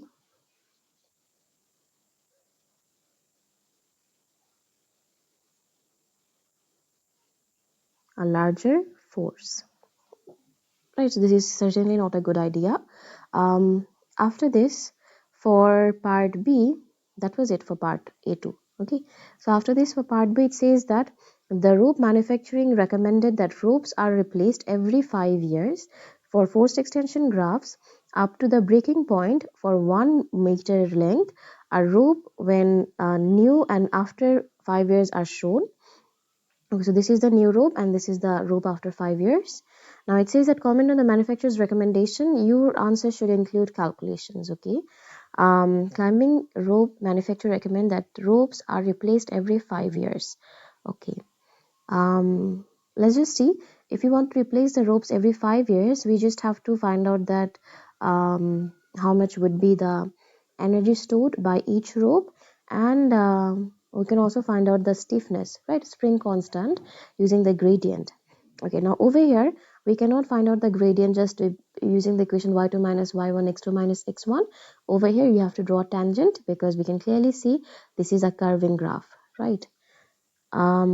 Wait 1 minute, I'll just use a different file and I'll use it over here. 1 minute. Okay, now this is actually taken from my class solutions. Now we can clearly see we calculated the area under each graphs. As you can see, this portion is one graph and this portion is one graph. This is the area under each graph. For this new rope, it was 6,000 with 0.135. So if you multiply together, area under the graph is a rectangle over here. So that would be 7,905 joules. And for the new rope, this portion is your area under the graph. Let me just use my cursor. 1 minute.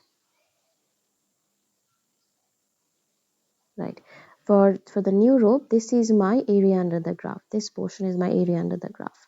For this section again, height was 3,500 and base was, this was the calculation for your base, 0.185. So if you multiplied them together, the energy was approximately 647.5 joules. That means we can clearly see for the new rope, energy was 700, approximately 800, whereas for the old rope, energy was almost 650. We can clearly understand that the new rope can absorb greater energy compared to the older rope, right?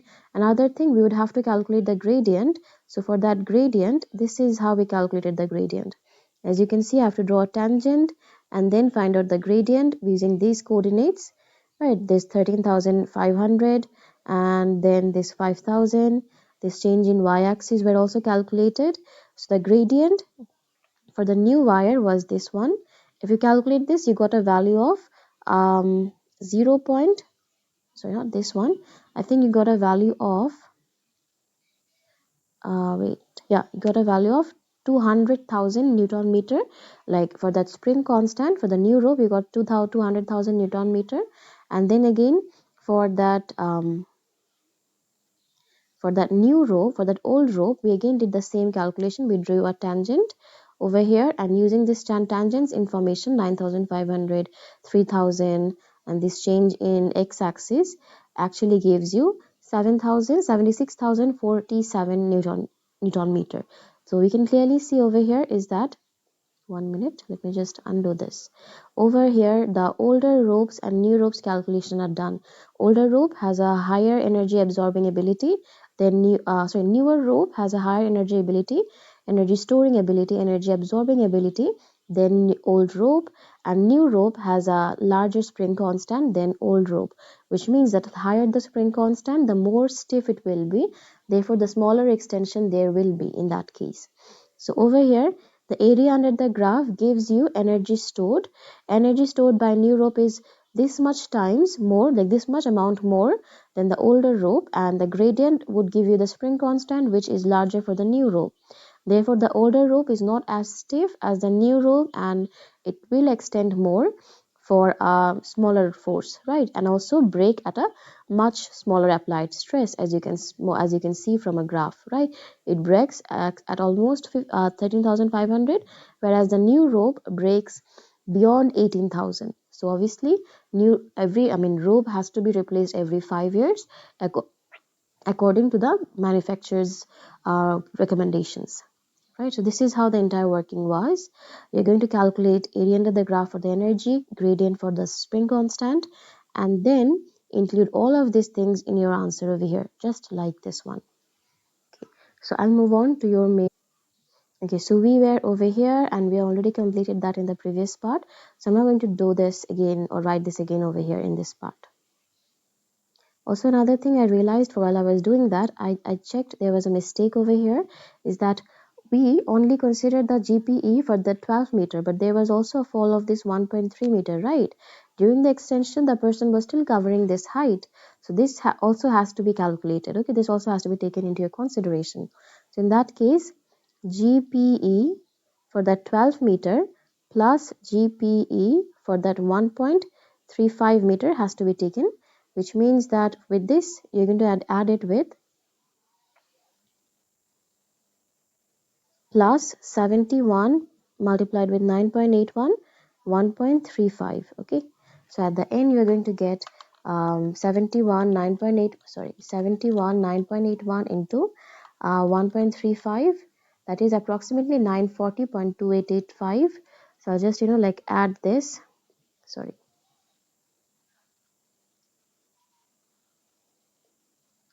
this plus 940.29, and then we're going to multiply all this together with 2. So you get 71, sorry, 71, 71, 9.81 with 12 plus 940.29, and then multiplying with 2 divided by 1.35. So you get 13,777, right? That would be the final answer. 75 Newton. Okay, right. So this is it for question 16. So 17. We'll then again move on to the next question. Okay, then that was the end for June 18. So June 19, we'll now start with October 19 Unit 1. For October 19 Unit 1, this is I think question 3. I forgot to, so this is question 6. Okay, now for question 6, it says that a uniform solid cube is placed on a table. The diagram shows the forces acting on the table and on the cube, and the dot at the start of the every arrow line indicates the point at which the force can be considered to act. Which of the following forces has been drawn in the wrong position? Okay.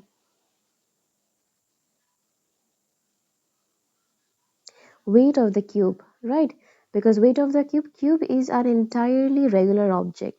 For a regular object, it should start acting from the center, right? Not from the side over here. So obviously, weight of the cube was wrong. So WC. After that, the table has 4 legs. Which of the following statement is correct to Newton's third law? For Newton's third law, forces must act on two different objects in opposite directions, same line of action, same type. So in that case, RT was the reaction force of floor on the table. So this is the force exerted on the table, and RC is a reaction force of the table on the cube, right? So RC is being exerted on the table, and RT is exerted on the table, and RC is exerted on the cube. As you can see from their length, they have equal magnitude and opposite direction, and therefore both reaction forces, so same type. So we can see that RC and RT are your Newton's third law forces, because they fulfill all the facts to be under the Newton's third law. They are opposite in action, they're opposite in direction, they are acting on two different objects, they are of same type, they are equal in magnitude, and they follow the same line of action. So according to Newton's third law, if any pair of forces matches those 5 points, they can be considered as Newton's third law pair. So in that case, RC and RT are your third law of pair forces. Okay. After this, we'll move on to question 12. A student set up the apparatus shown, and after traveling an h height, it would still travel a d distance in the horizontal ground. And the student plotted the graph of d against h, drive an expression for the gradient of the graph in terms of fmg. Okay, now this is an entirely important thing. This is kind of those deriving questions. We need to derive quantities out of an equation. Okay, so I'll write this as derivations.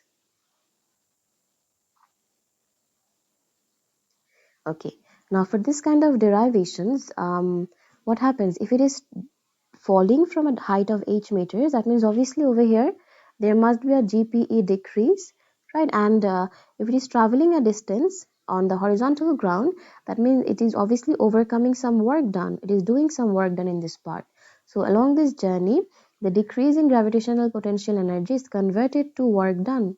So you can write that GPE is equals to work done, whereas GPE is what, mgh, and work done is FD over here.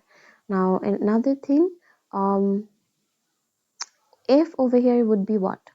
No, I cannot do that. Drive an expression for the gradient of the graph. Okay, gradient of the graph would be what? D by H, right? Change in y-axis over change in x-axis. So in that case, mg over f is equals to d by h, right? In that case, I'll just write this for the last part, mg over f. This is how the equation would be. Gradient should be equal to mass gravity over force. That is the only working that is required for this kind of questions. I hope it is cleared. And in the second part, it says that a second experiment in an identical trolley B was placed at rest at the bottom of the slope, at rest at the bottom of the slope. Wait. Okay, I said this is your second. Sorry, 1 minute. Sorry, 1 minute. This is your second trolley and this was your first trolley, and it was at rest over here, and it started to travel with some velocity, okay, u velocity, and A was released as before. It rolled down and collided with the trolley B. After the collision, the two trolleys joined together and moved off to the right with a velocity v. Okay, after collision, they will combine together and they will move with a combined velocity of v to the right.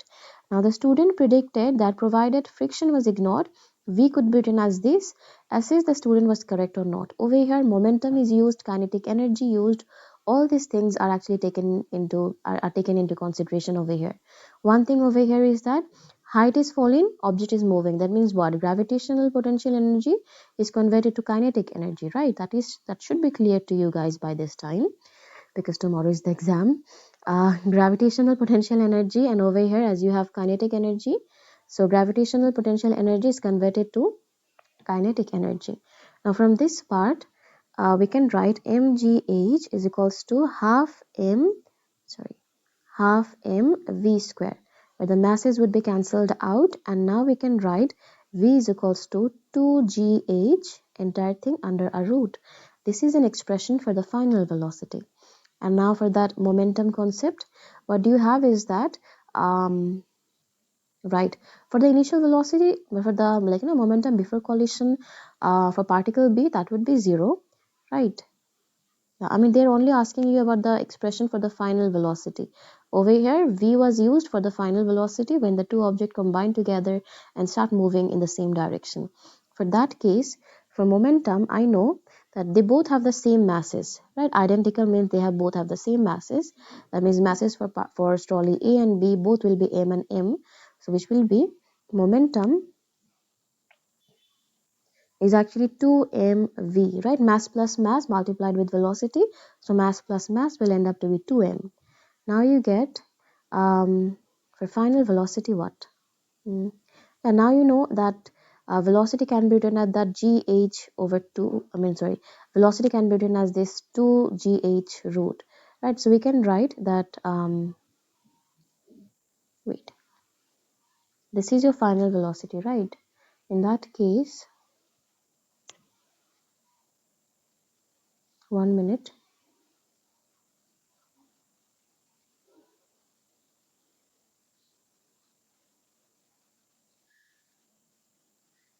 This was the velocity with which the object was actually, traveling along the slope. Okay, this was the velocity with which the object was traveling along the slope. So this is your value for u in that case. Not exactly a v, because v was used for final velocity. This is your initial velocity square. So you can write initial velocity for trolley A. Right, I think then we should recognize this as momentum before collision is equals to momentum after collision. For momentum before collision, object B will be entirely zero, as velocity for B was zero. Only object A will be in use. So A U plus 0 m plus m v, which can be written as mu is equals to 2mv. We can understand the masses will be cancelled out, and now you left out with, for the value for u, you get 2gh, everything under a root, is equals to 2v. For that part, v would then be 2gh root divided by 2, right?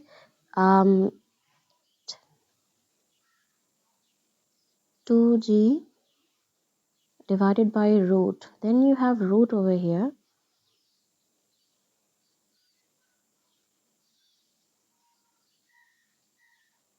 If you take this outside root, or if you take this inside root, yeah, if I want to take this 2 inside the root, what would I have to do? I have to square this, right? In that case, the v would be 2gh divided by 4 root. This will obviously give you the same value, but now I can cancel this and get a 2 at the denominator only. Finally, we can write gh divided by 2. So gh divided by 2 and everything under a root. This was your final expression for your velocity, right? This is what the question has asked you, and we did that. So that was it. I hope it was clear for all of you. We'll move on to the next question, but before that, let's just see what we did so far, right?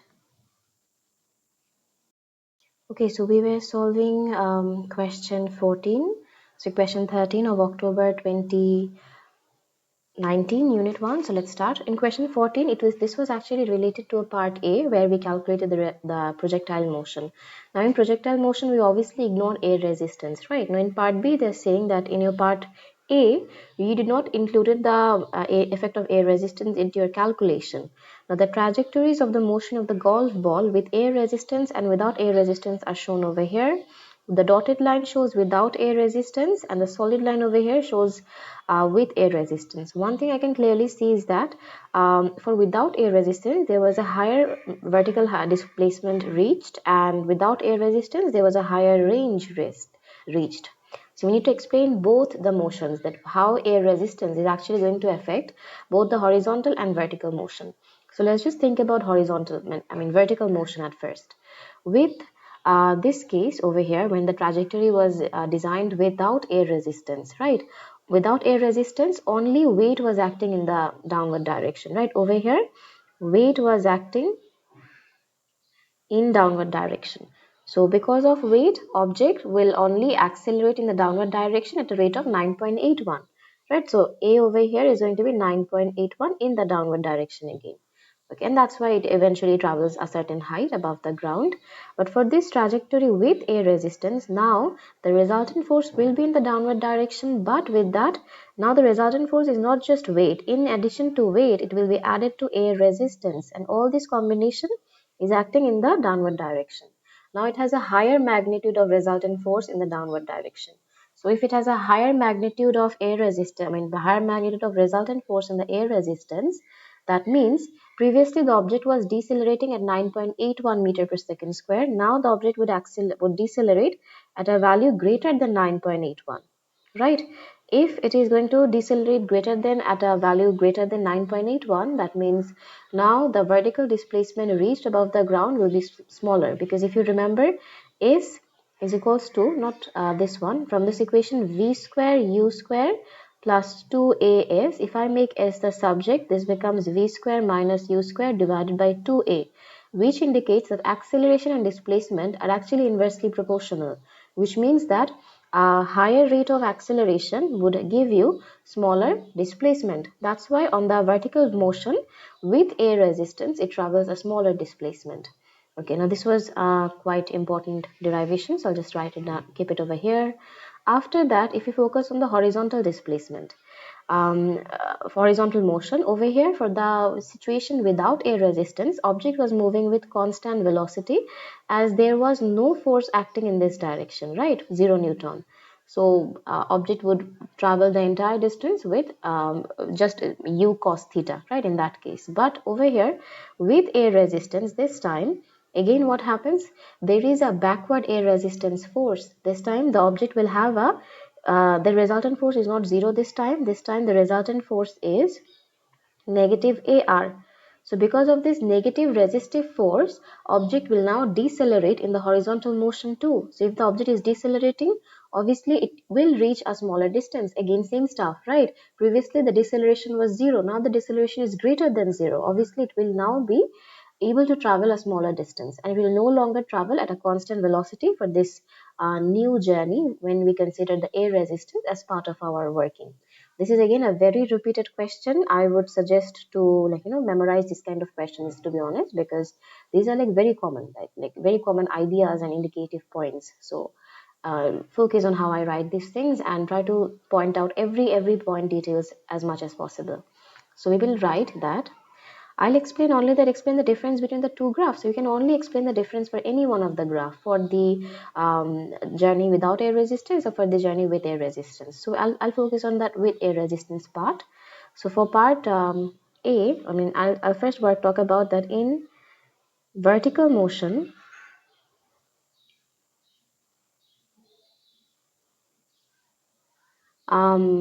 With air resistance, in vertical motion, the trajectory with air resistance now has weight and air resistance acting in the downward direction. Therefore, a higher resultant force in the downward direction is acting on it. So you can write the in vertical motion trajectory with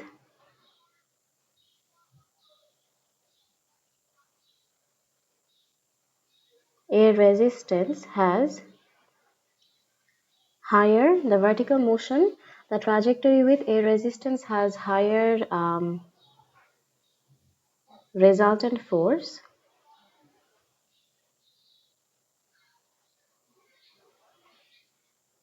has higher resultant force,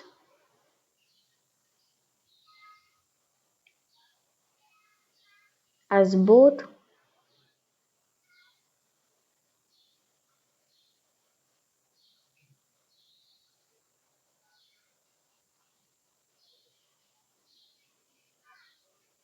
acts on it.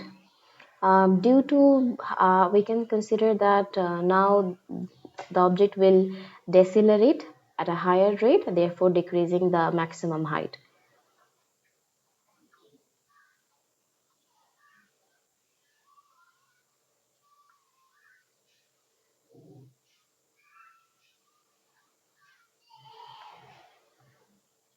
At a higher rate,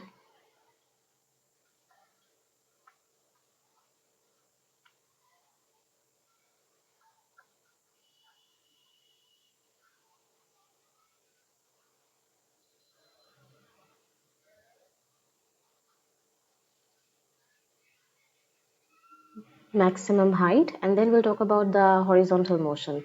That in horizontal motion, there is a horizontal deceleration due to air resistance. So the overall horizontal acceleration is lower, and therefore the ball travels a smaller horizontal distance.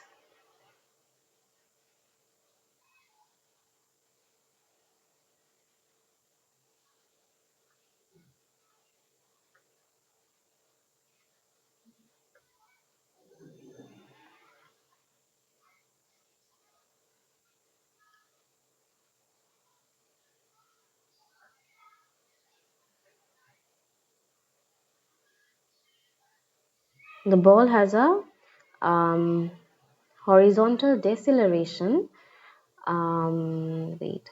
In horizontal motion, now the ball has a horizontal deceleration.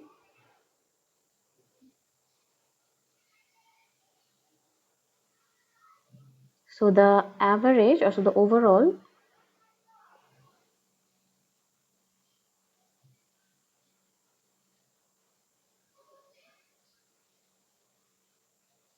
velocity is smaller, small distance is traveled, right? That was the overall visual differences that we can point out from the two trajectories, where one air resistance was taken into consideration, where in the other it was not. Okay, now after this, we'll move on to the next part. It says that in question 14, a boat is to maintain a constant upright position in the water. The weight W and upthrust U should have the same line of action. Weight acts from G and U acts from X. Okay, G and X are shown in the diagram. A sudden gust of wind applies a force on the side of the boat, causing it to tilt. The lines of action of W and U move apart a distance of d, as shown below. Explain how this affects the moment UD. So explain the effect of the moment UD. Okay, now for the moment of UD, we can understand that this will provide a what, anti-clockwise moment, right? And because of this anti-clockwise moment, it will balance out the clockwise moment from that weight, and it will help this boat to return to its initial position, right, and prevent tilting furthermore.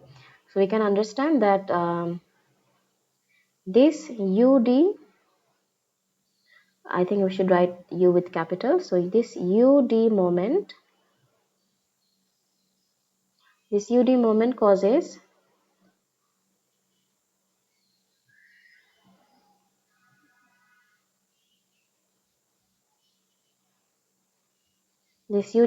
causes anti-clockwise moment about point G,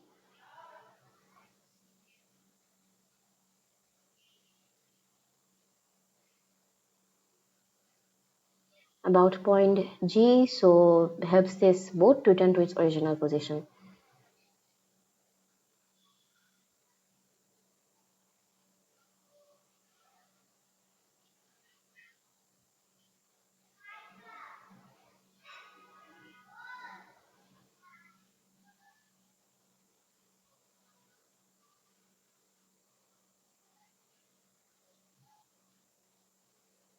Original position, thus helping the boat to return to its original position. Okay, now after this it says that explain what would happen to the boat in windy weather if the center of gravity was higher. Okay, if the center of gravity was higher, in that case the center of gravity would be maybe at this point, right? If the center of gravity was maybe at this point, you can clearly see now the distance over here will be very smaller. If the distance becomes smaller, like the distance from the center of gravity to the line of action of upthrust, then the anti-clockwise moment will be now reduced, because anti-clockwise moment depends on both force and distance, right? So if distance decreases, anti-clockwise moment from that upthrust will also be reduced, so the boat will now become less stable. So we'll now write over here that the distance d would reduce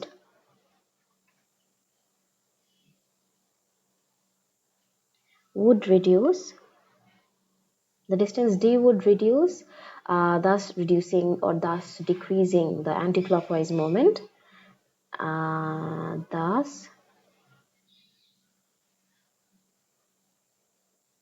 decreasing the anticlockwise moment.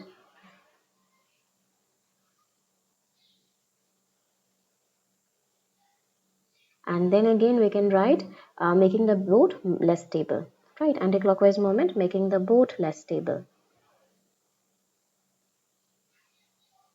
Why does it become less stable? Because now it has a greater clockwise moment than the anti-clockwise moment, which obviously indicates there will be a resultant net moment in the clockwise direction. So it will, like, a smaller amount of wind will easily make the boat tilt in the clockwise direction, right? So that obviously indicates if the object is not balanced, if it is tilting, that means the object is less stable. So that is the final answer. I hope this is clear. Now from this part, for part B over here, it says that some boats use a ballast tank, which is a refillable tank of water in the base of the boat to improve stability. Now we can see that the ballast tank empty is at a higher volume. It has a higher surface from the water than the ballast full tank. Now explain why the position of X or for the ship when it is full is lower than the ship when it has an empty ballast tank. That is because when the tank is filled with water, right, the weight of the water increases, which indeed increases the total weight of the boat.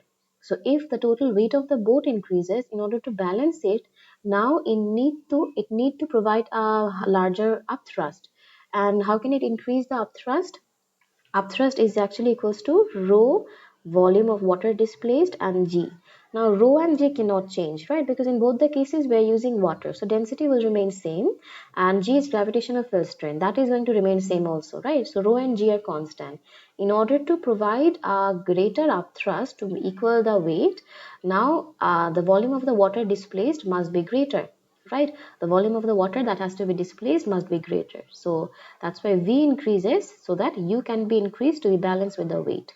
And why the position of X for the ship has full is lower, right? Yeah. And that's why what happens is that the center of gravity of the displaced water now becomes moves to a very much lower position, right? That is the only reason that why X moves to a very lower position, because now it has to overcome larger weight for which it needs to displace a more larger volume of water. So we'll write the answer. Now this is also a very repetitive kind of question, like how weight upthrust is balanced in order to make an object in equilibrium. Okay, this one is a kind of a repetitive pattern again. So after this again we'll do one thing is that we can write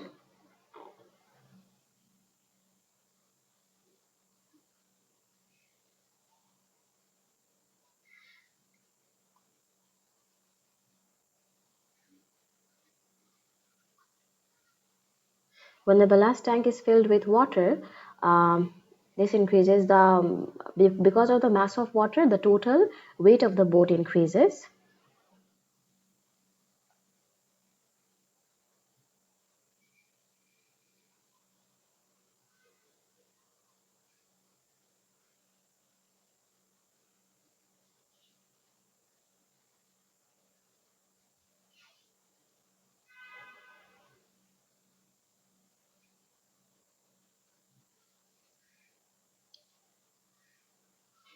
Total weight of boat increases, and whenever the total weight of the boat increases, this must be balanced with a larger upthrust, right? So we can write for greater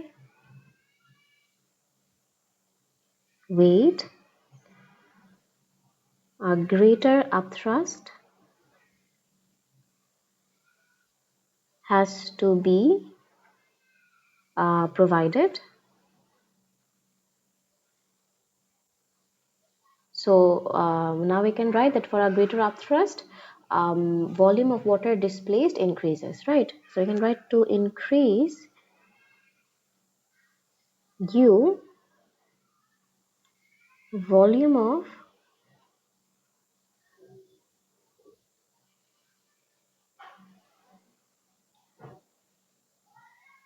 water displaced increases. Therefore, the center of gravity of displaced water moves in a lower position, right? So increases. Therefore, I'll just write C of G, okay? C O G, center of gravity of displaced water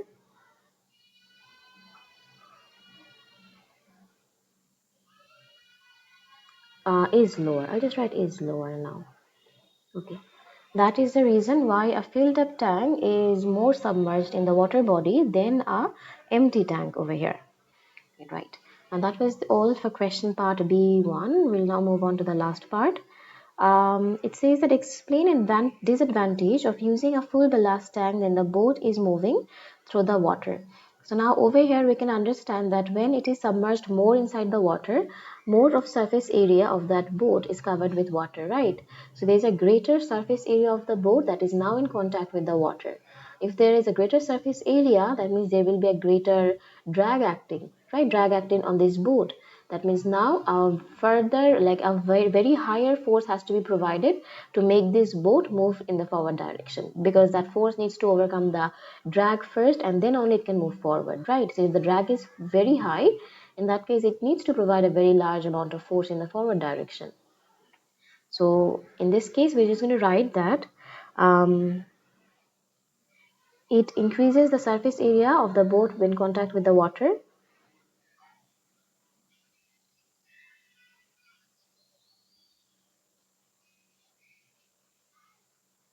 It increases the surface area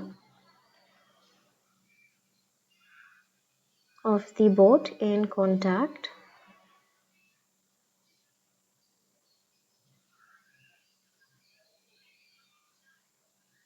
It increases the surface area of the boat in contact with water, therefore a greater drag would act on the boat now.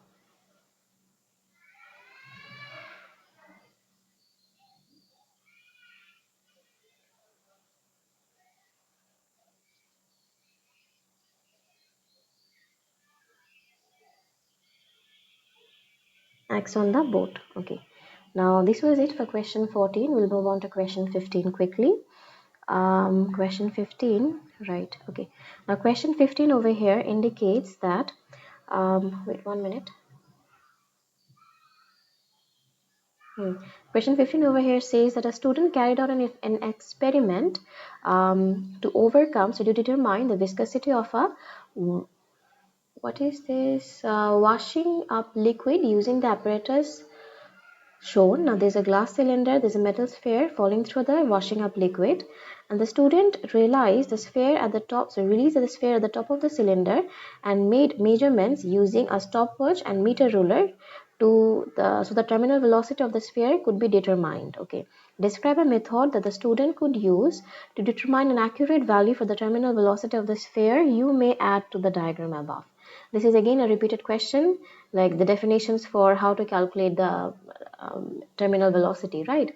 Over here, we're going to write that we're going to, like, as we are going to explain the method that the student should use, I should write it in their format, right? In their perspective, that they should place two rubber bands at the two rubber bands on the cylinder, mostly around the middle section of the cylinders, right? Because at the very start, object could be accelerating because only weight acts in downward. So we need to give a distance for that sphere to travel a distance so that it can reach the terminal velocity.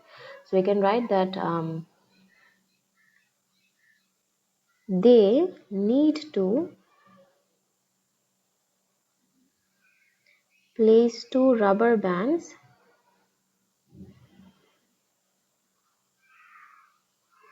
on the cylinder at the middle section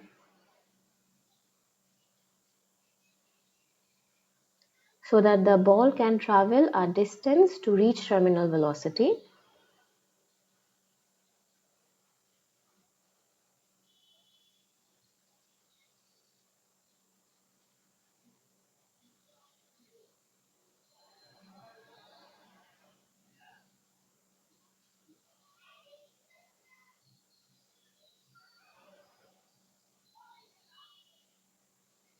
Terminal velocity. Okay. Now after this, we're going to measure the time when the ball passes between the two marks using a stopwatch.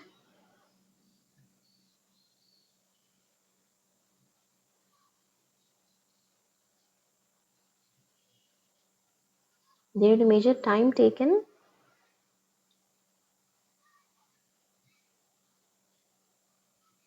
by the ball to travel between the marks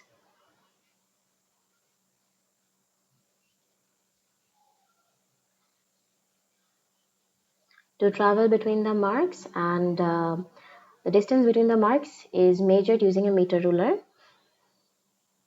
We measure the time taken by the ball to travel between the marks using a stopwatch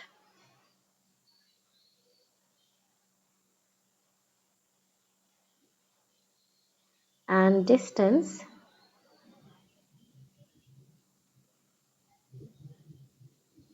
between them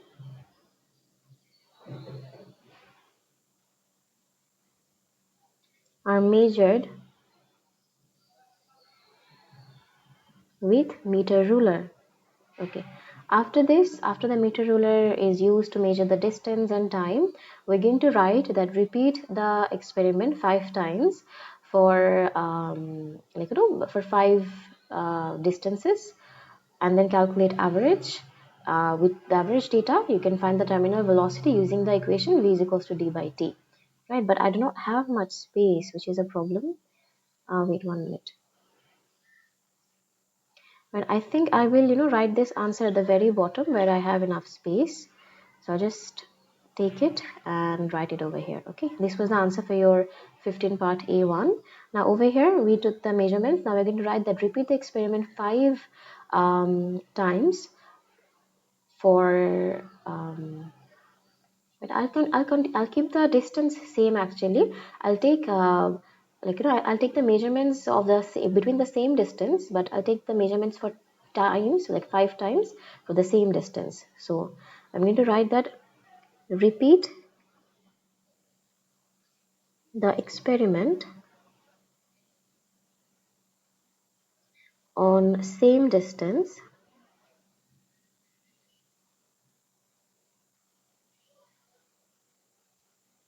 for 5 times and measure time. So MEA and measure time to calculate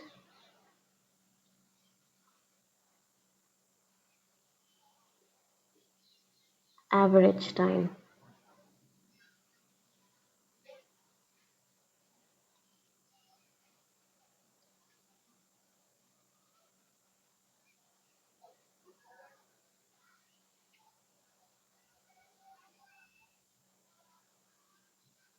Right, then you're going to use this equation and calculate the value for your for terminal velocity with which the object was falling through that liquid, washing up liquid, right? That is it. That is the answer for your 5-mark question. So we'll now move on to part B. Part 2 actually explain why the use of a larger sphere would increase the percentage uncertainty in the calculated value of the terminal velocity. That is because a larger sphere will actually travel with a larger terminal velocity. For a larger terminal velocity, again, one thing, the larger sphere will have a greater weight, right? Another thing, for larger terminal velocity, this time it will travel the same distance but with a very small amount of time. And you should always remember, over here, the smaller the data, not over here, actually that is the case for all the kind of calculations and experiments. Whenever you're getting very small data, that will increase the percentage uncertainty. So for a very small amount of data, you're not going to get a very great proportion of percentage uncertainty for the measured time. So that is the reason that why the percentage uncertainty would be greater when you're going to use a larger sphere. That's because a larger sphere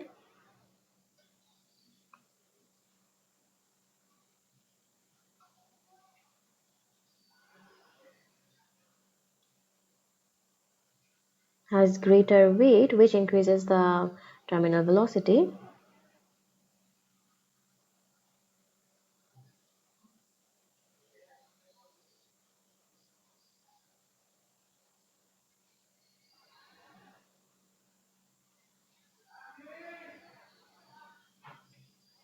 So now at a higher terminal velocity, the ball will fall. The ball will fall with less time, or the time taken for the ball to fall will be less. Or I think I should look up for a better word. A larger sphere has greater weight, which increases the terminal velocity. At higher terminal velocity, time for falling would be less, right?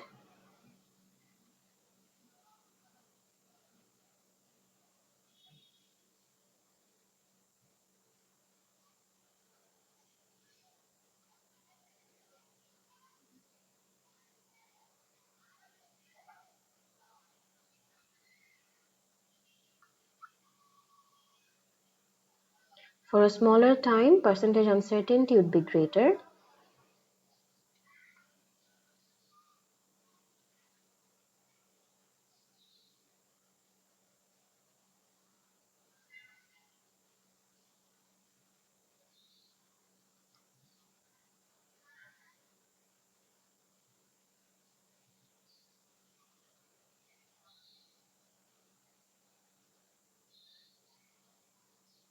would be greater. Now this was the working for your part A3, A2, 15A2. This was for 15A1 by the way. Okay, right. This is it for question 15. I hope it was clear for all. We'll move on to question 16. Question 16 was a little bit tricky. Now, mostly the last part was tricky. Other than that, the first parts were just about simple calculations. Okay, like about stress strain. That is it. Now, over here it shows that concrete is a material often used for building. A stress strain graph for one type of concrete is shown. The positive values of the strain represent the compression and the negative values of strain represent the tension. Okay, so this is your compression, right, which I can see that the maximum compression over here is approximately 40, right? The y-axis in front in megapascal, so the maximum compression is approximately 40 megapascal, and this is for your compression. And for your y-axis, this is approximately -10 or maybe 10 megapascal, right? It is not a scalar but vector quantity, so they're only representing about force and stuff, so it's just 10 megapascal. So this one over here is for tension. Okay, now we can write that explain how the stress strain graph shows the concrete is more suitable for use under compression than under tension, because we can see on the graph that maximum compression taken by the concrete block was 400 megapascal, whereas the maximum tension taken was 10 megapascal, right? So that is one case. Another one would be that the braking force, right, for that the braking force for the what is this wire, wait, concrete, right? The braking force for this concrete is higher for compression than in tension. So that is the two reasons. So we'll write that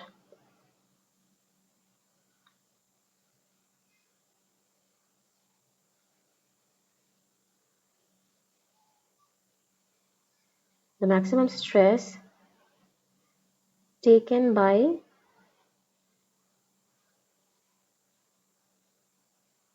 concrete during compression is 40 megapascal,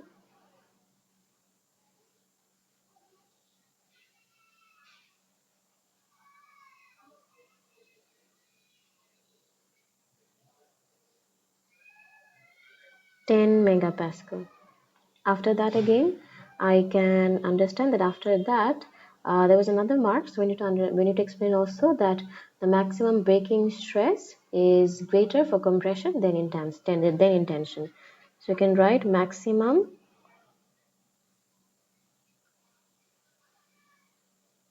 braking stress is greater for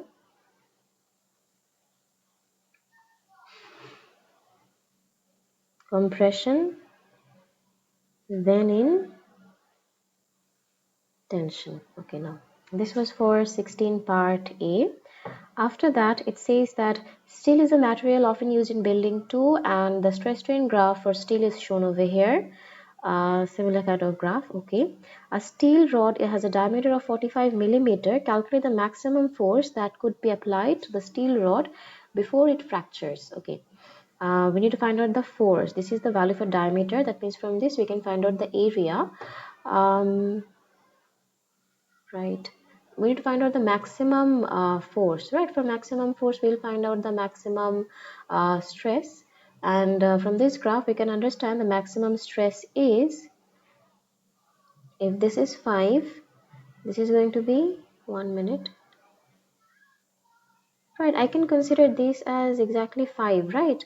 5 into 10 to the power of 8 pascals. So in that case, for force, we're actually using this equation, area multiplied with sigma, stress equals to force by area, is now rearranged and we make that force the subject of this equation. So area got multiplied with stress. So area was, if this is the diameter, I will have to convert this into meter and into radius. So 45, half of that would be 22.5. 45 by 2 is 22.5, and then again multiplied with 10 to the power of 2 to be converted to meter.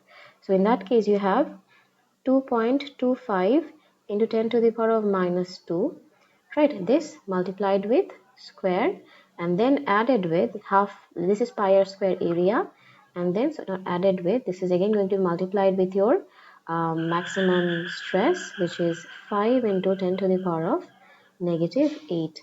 So I think it is positive 8.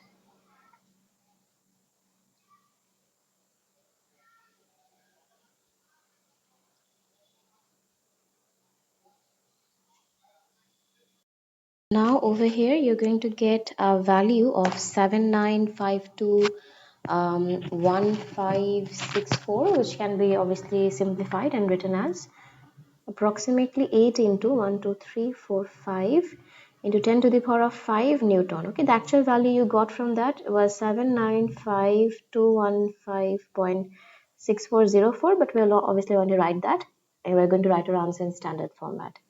Okay. Now after this, another thing to remember over here, what are the significant figures used in the data? In the data in the question, they have used two significant figure, right? That means you cannot possibly write your answer in this much significance, because if you're going to keep your answer in a higher significant figure than used in the question, it will be completely wrong, because the higher the significant figure, the higher the accuracy it indicates. So your answer cannot be more accurate than the data they have provided. So that's why your answer should always be few significant figures less than the data they have provided. Okay, or at least equal to the data they have provided. That means if they have used 45, you can use either a 7.95, so that will be like 8.0. You can write 8.0 or 8. Okay, either two significant figures or one could be used, but 3 or greater than 3 cannot be used over here, because the data use 2SF. The maximum significant figures you can keep your answer is two significant figures, but the better it should be if you keep it in one significant figure. Okay, your answer should always be less accurate than the data that was provided in the question. Okay, after this, now it says that to make the concrete suitable for use under large forces, steel rods are sometimes embedded in the concrete. An external tensile force is applied to the steel rods. Concrete is poured into the mold around the rods. Once the concrete has set, the external force is removed from the steel rods, placing the concrete in compression. Now explain how this process increases the maximum tensile force that the concrete can withstand before fracture. Now we have already seen from part A that concrete doesn't really has a property which can withstand a larger amount of tensile force, right? But it can withstand a larger amount of concrete compression force. So let me just write this down. For concrete,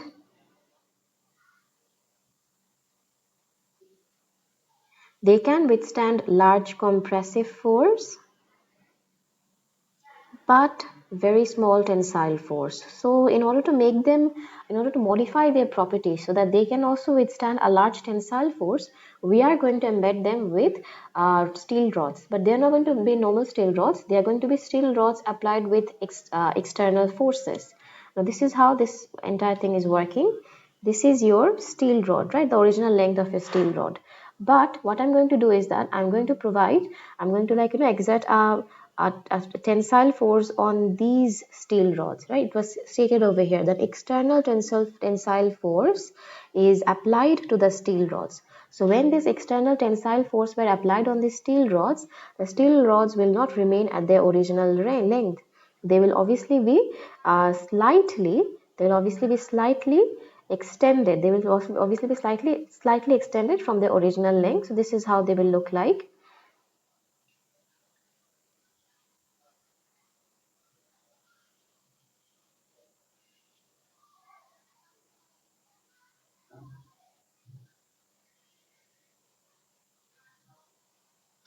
Now they are at a greater length. Now you can clearly see that. So when they are being applied with this external tensile strength, when they are like in an extended format, at this point we are going to fill up this mold with that concrete.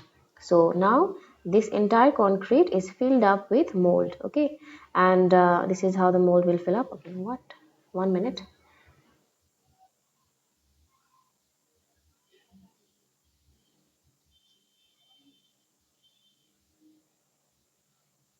right? So this is how the mold will look like around the concrete. Now what happens is that after the concrete is entirely set, like entirely dried over there, after this, after the concrete is entirely dry, I will then remove the tensile force.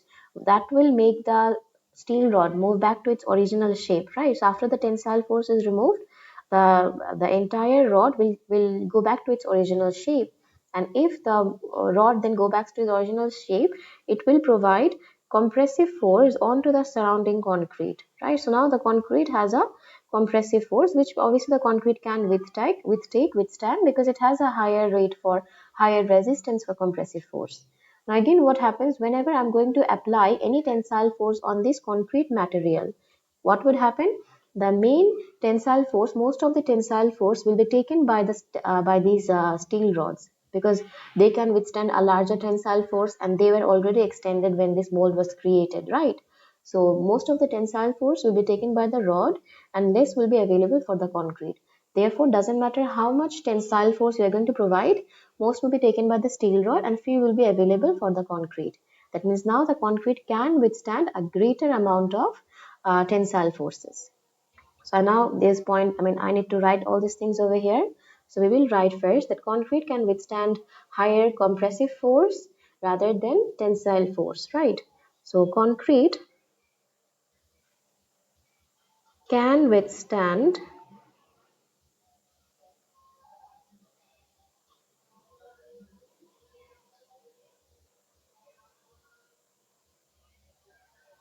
higher compressive force. Concrete can withstand higher compressive force than tensile force.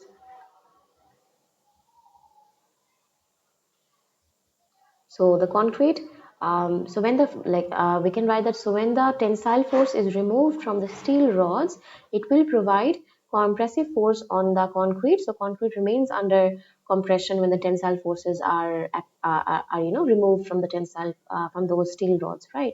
So we can write that when the tensile force is applied, wait 1 minute, therefore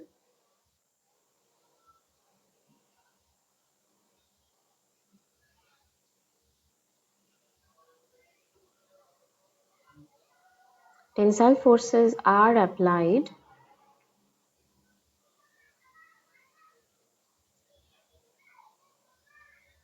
when tensile forces are applied, the steel rod would extend at this time again,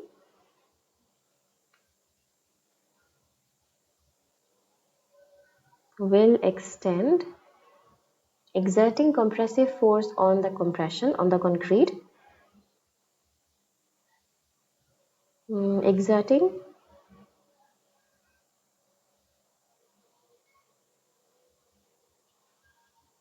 compressive force on exerting compressive force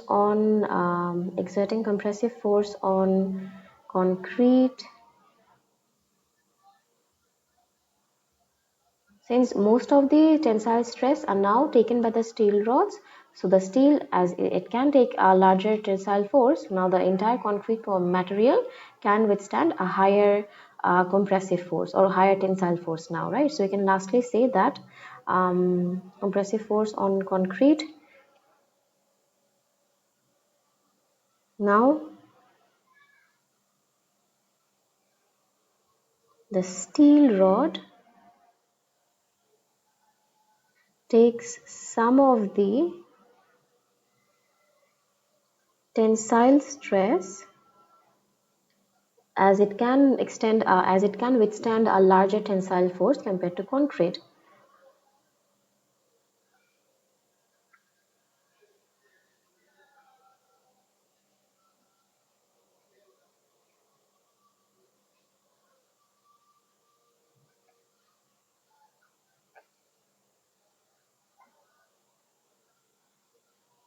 concrete. Let me explain this to you again one more time. What happens is that at the first scenario, we are going to provide external forces, external tensile forces on the steel rods. And because of the external tensile forces, the steel rod will be a little more extended than their original length, right? We can clearly see it is the extended length of the steel rod when the external force was applied on this steel rod. So when the steel rod is not at its original length, at this point, mold was created, and around the mold, concrete was poured in. After the concrete was entirely set around the steel rod, that means after the concrete was entirely dried around the steel rod, like the external tensile forces, that force will now be removed, and the steel rod come back to its original shape. But there is still space in between the concrete for the steel rod to extend, right? So whenever in any cases when the concrete block is again experiencing any tensile forces, that tensile force is divided into two sections. Some of the tensile forces is taken by the steel rod to extend, and when the steel rod extends, it obviously creates that compression on the surrounding concrete, right? And as concrete can take compression better than tensile strength, so what happens is that the steel rod takes most of the tensile strength and converts into compressive force for the concrete. So now at the end, because of this combination, the entire concrete block can actually withstand a greater tensile strength than it would naturally have if it was entirely made up of only concrete. Okay, that is the only case over here. That is everything that is occurring in this situation. Okay, I hope this was clear. Moving on to this part, explain why the external tensile force in the rods must not take the steel beyond its elastic limit. That's because if the tensile force is a greater force that will make the steel rod extend beyond its elastic limit, it will never go back to its original shape. That means the concrete will always remain in compression, right? So over here, that will not, like the after permanently deformed, in that case, not the concrete will always remain in compression. That is not the case. After the after that steel rod is entirely plastically deformed, it cannot go, it cannot extend anymore, right? If it cannot extend anymore, it could not create compressive force on the concrete, right? So the compression force on the concrete will then drop down to zero, and it will be easier for the concrete to then fracture, right? Because the tensile strength, because the tensile force, the steel rod can no longer take any more of the tensile force, right? Because it has extended beyond its elastic limit. Now it cannot extend anymore. It has permanently deformed, and that is the final case over here. Okay, so as I was saying that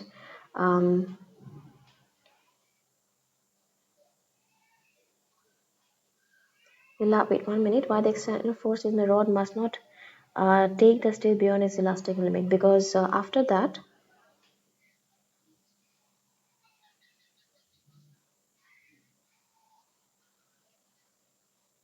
the rod will deform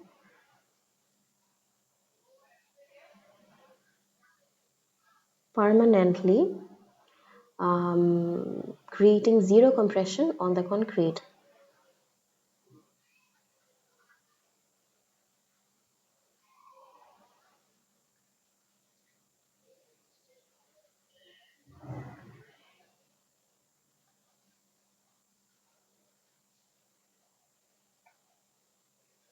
On the concrete, right? Yeah. So this is it for the October 2019 Unit 1.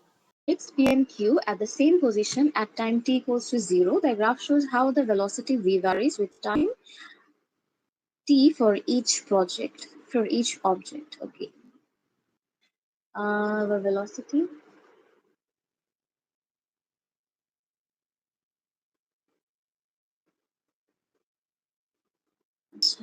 The graph shows how the velocity v varies with time for each object. Okay, this is for P, this is for Q. For P, we can clearly understand the object was moving with constant velocity in the upward direction, right? This is how the velocity for like object for P was moving. It was traveling with constant velocity 1 for the first 2 seconds, and then again at exactly t equals to 2 seconds, it changes direction. It started traveling in the downward motion with the same velocity again. But for particle Q, the object Q, it was not traveling with constant velocity. in that case, what does this graph represent? Again, Gopi and Niloy, can you guys explain? What does this shape of the graph explain? Decelerating over time. Sorry, I don't know. I cannot listen to anyone that much clearly.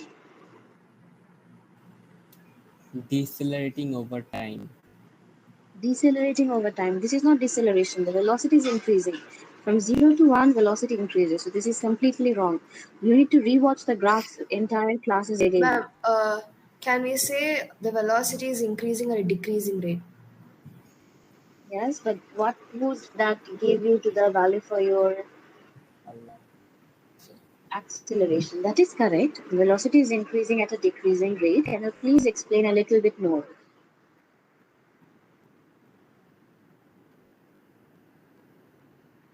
The acceleration is changing.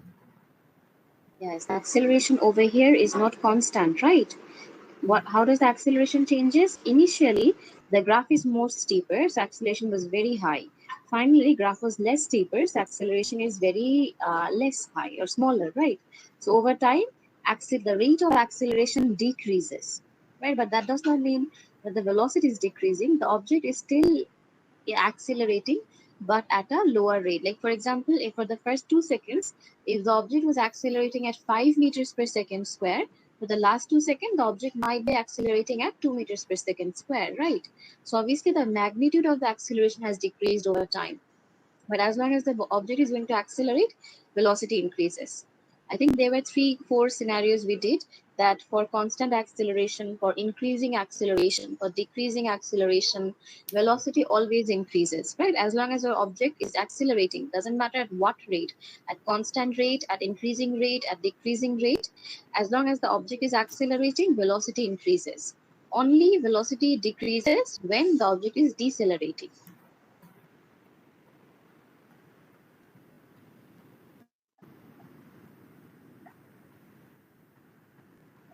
I mean, these are might not be related to the equation, but I'm just, explaining these things again to have a review or flashback of all these things. This is what? Increasing velocity, right? All these 3 scenarios will always cause the velocity to increase. Only in one case, velocity decreases, that is deceleration.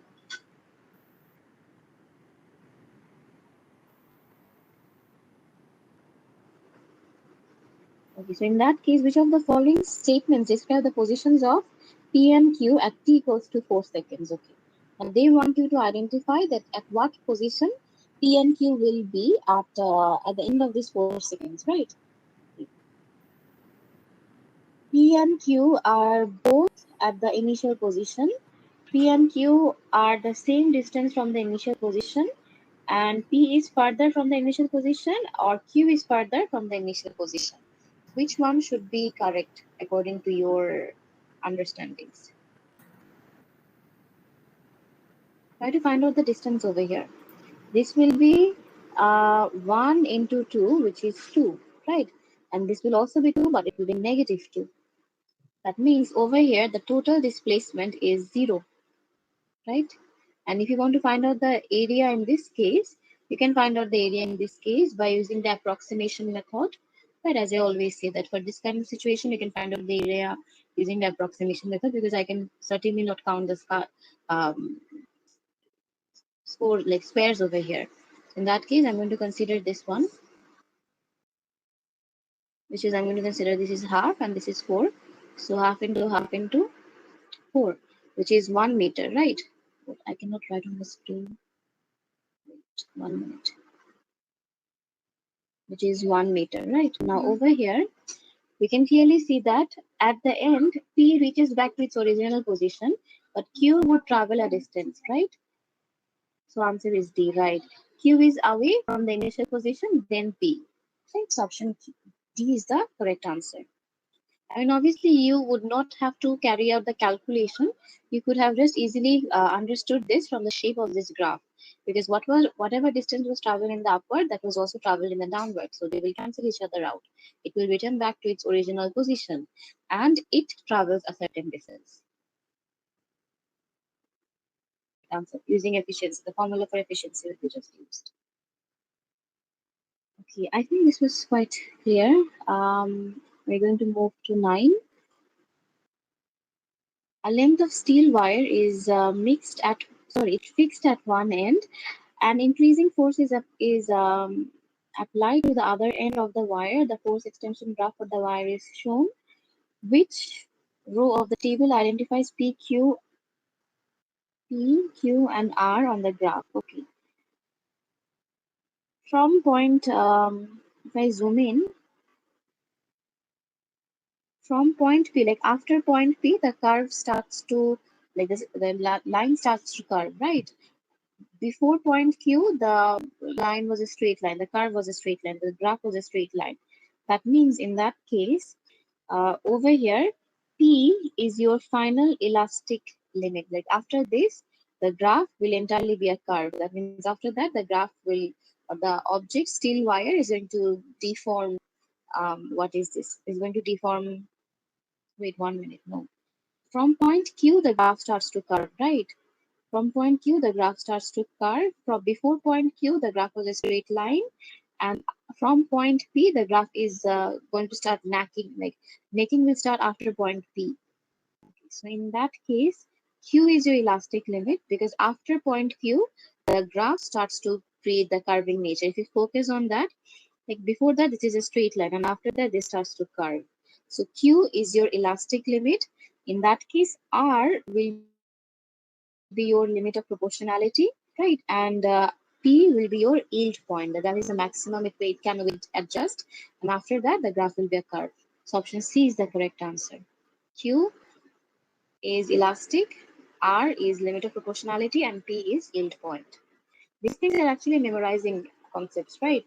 For unit 1. You have to memorize these things, that at what point which occurs, and obviously from memorizing we have to also memorize this, that before like after elastic limit, the graph will create a curve, so you have to focus on that. At what point the graph, like after at what point the graph will start to create a curve. From Q, the graph was creating a curve. That means Q was the elastic limit. Before elastic limit, always the point that is exactly before elastic limit, that is your limit of proportionality, and the after, like the point after exactly your elastic limit is your yield point. Okay, then we are going to move to question 10. Some students unit 3, right? This is actually for practical 1 unit 3. PP1 unit 3. Okay. Now it says that a student carried out an experiment to measure the acceleration of free fall G.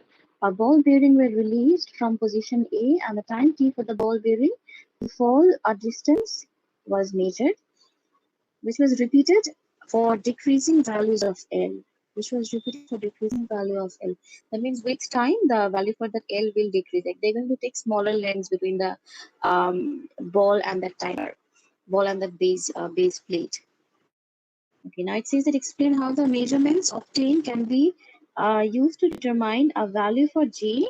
You should include a sketch on the axis below of the graph that the student would expect to obtain. Okay, now most of the cases, you would be expecting to get a, like, graph of a straight line. We are obviously going to, like, the things over here which was measuring was S, L was S, right? S and T. It was the only thing that was measuring with the light gates, with the timer. Okay, so we are only measuring time and distance. Initial velocity was obviously 0 because the object was falling from rest, right? It was stated somewhere. The ball bearing was released from position A, right? Released. It was not projected, it was not thrown, it was released or dropped, which means initial velocity was 0. That means from S equals to UT, wait, let me write this over here. S equals to UT plus half AT square. This UT will be entirely 0 as initial velocity was 0, which means that from this part S equals to half AT square plus 0, which is exactly in the form of y is equals to mx plus c. That means your graph should be a straight line, but the gradient will be half of acceleration. That was the value for G in free fall. If you want to find the value for A, that would be twice m, where m represents the gradient of the graph, by the way. Is there any problem from this case?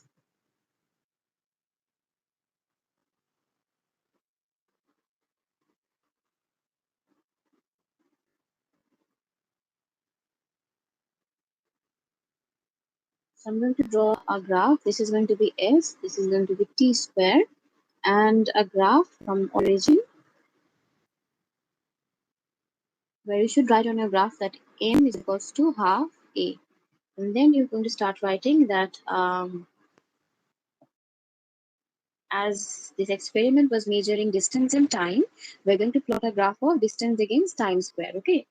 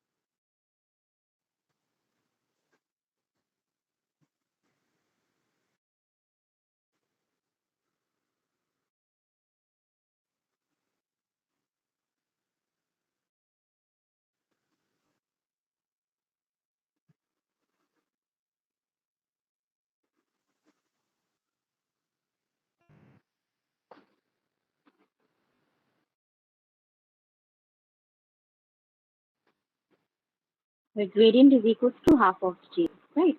In that case, G can be calculated with twice the gradient. Please read through this entire answer and let me know if anyone have any problem. I think for this part, Sharon also won't face any problem because we did this in our Unit 3 core practical 1 classes, right? For Saima, if you have any questions, please ask. Oh, no, it's not Saima, it's Samia. Sorry.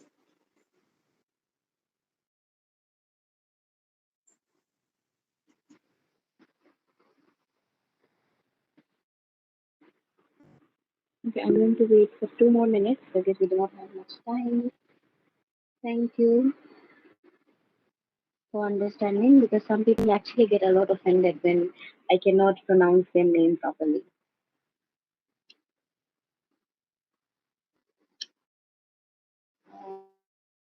Um, okay, I'm going to wait for a few more minutes for all of you to go through this and then I'll move on to question 5.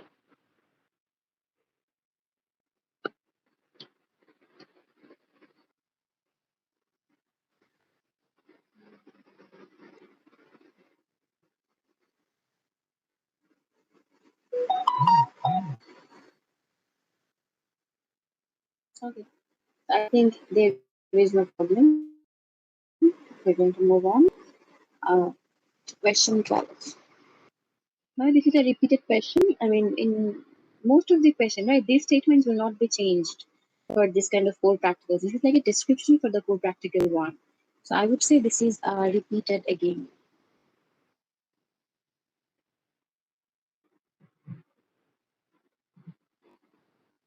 Again, for Stokes' law, I think Niloy missed that part. So I think this will be new for Niloy. For Stokes' law can be used to determine the magnitude of the viscous drag for small spherical objects moving through a liquid.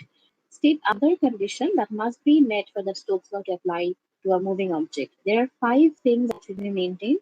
The object should be spherical, the object should be small, the object must travel with very low speed, right? And then the object must be in a laminar flow. So there are like four laws. So I'll just write down the 4. Small, the object has to be small. The object has to be spherical. spherical, the object must travel with small speed or low velocity, and the object must move in a laminar flow, right? Laminar flow. Obviously, for this question, small and spherical will not be a marking point because it was already stated in the question, right?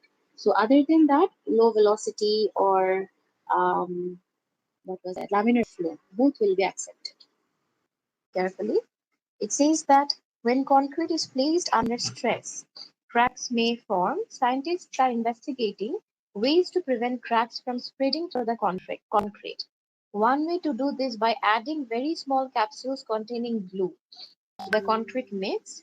As a crack spreads through the concrete, some capsules break, releasing glue which fills up the crack as shown.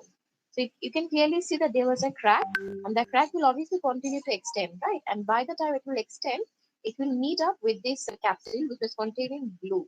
So by the time this crack will reach to this capsule, the capsule will break down and release the glue inside this crack, which kind of fills up this crack over here. And if the glue is going to crack, like fill up the crack cannot move further. The crack cannot extend further, right? This is where the crack will come to an end without causing further damage. 1 minute.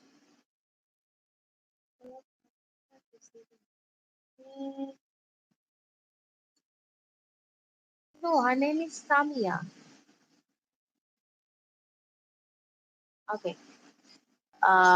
Yeah, Samia.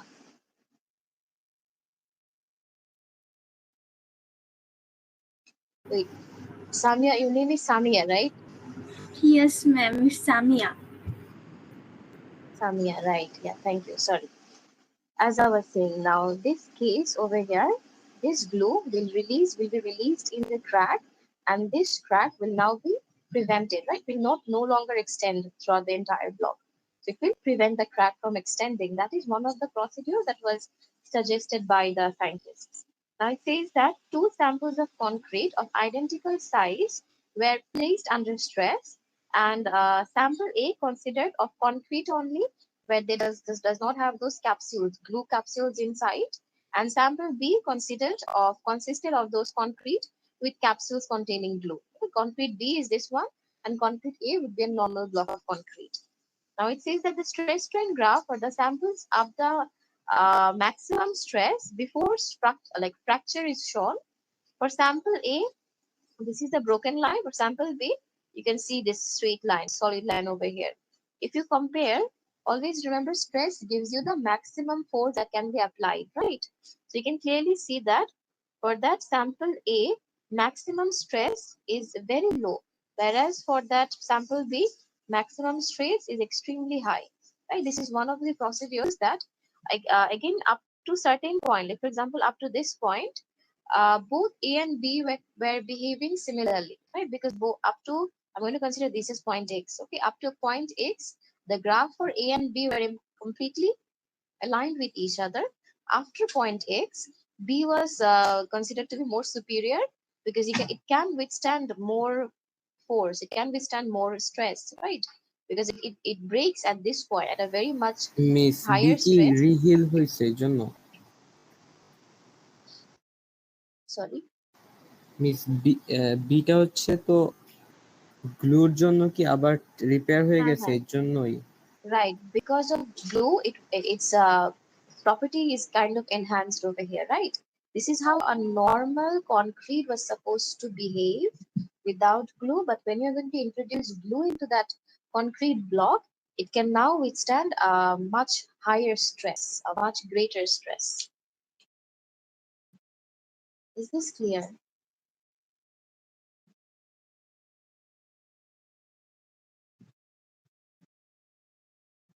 Yes miss.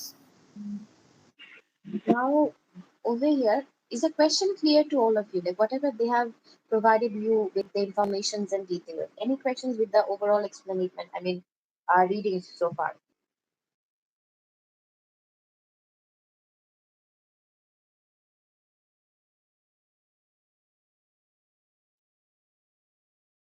Yes miss. No question. Okay. Now, in this case, explain how adding capsules containing glue changes the properties of the concrete. Okay. Now you just have to find out the differences over here for sample A and sample B. Now, for sample A and B, the differences, I mean, you actually do not need any A-level knowledge for this, I would say. I mean, yes, this is a star mark question, but even though for star mark question, you do not need any A-level knowledge for this because it actually doesn't involve that much complications. It is just about writing and grammatical problems. Yes, Nila. Miss টার্মার question মানে কি? Asterisk mark question. That means over here, wait, we did explain this in our unit 2 classes also. Okay, no problem. Star mark questions or asterisk mark questions means that over here, not only your writing pattern, I mean, writing the mark schemes words are going to be judged over here. How you're writing this, if they are logically related. For example, if I'm going to write mark scheme 1, and after that, if I'm going to write mark scheme 3, they will not give you the mark. You have to arrange them serially. First, you have to write mark scheme 1, 2, 3, 4, 5, 6 in that pattern. And again, the words you are using, other than the mark scheme word, if you're using more sophisticated word, that will also be judged. And grammatical errors will also be judged over here. So these are star mark questions, where grammars and writing pattern all plays a very important role.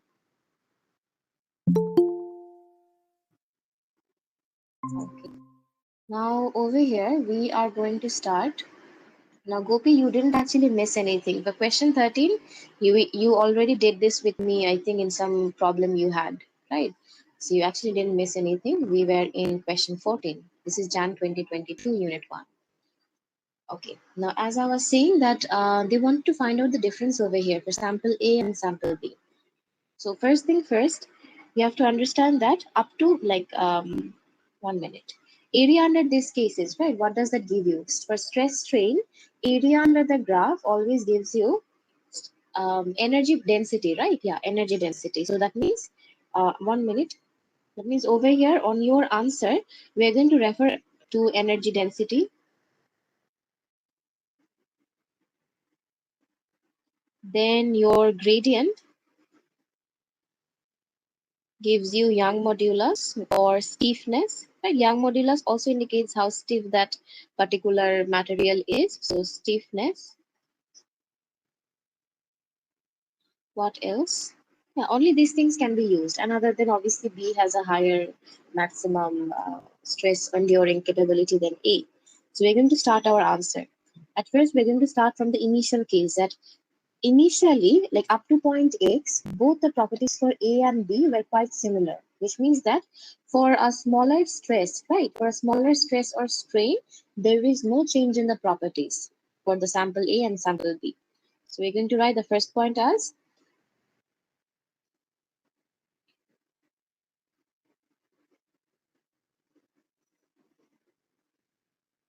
for a small applied stress,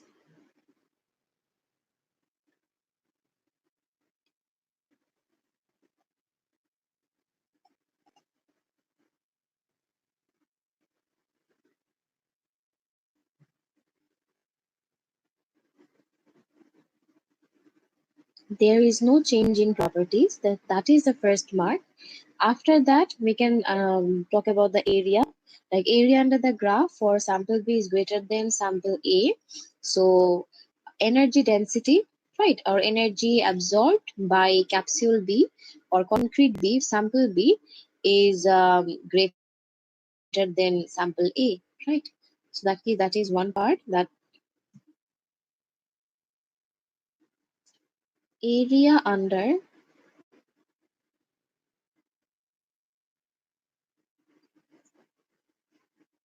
the graph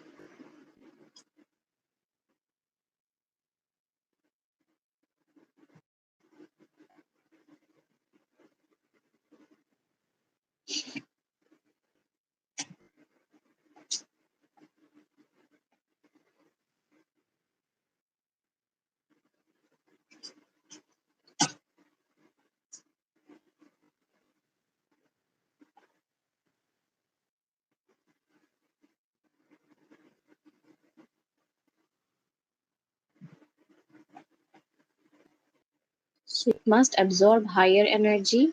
And then again, after that, we can talk about that how graph B is more steeper than graph A, right? If it is more steeper, then obviously it is more, it has a higher Young modulus or more stiff than graph A. So you can write that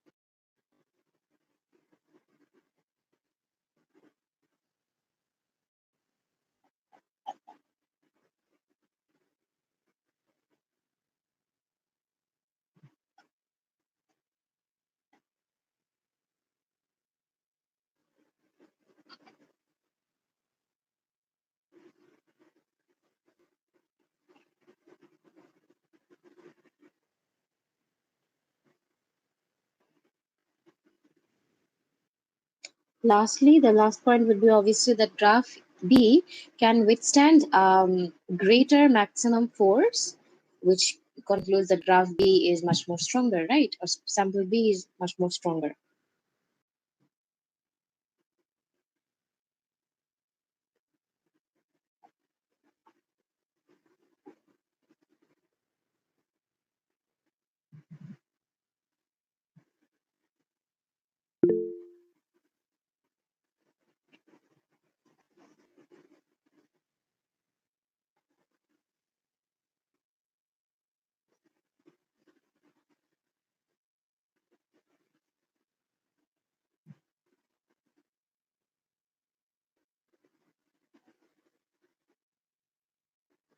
Stronger.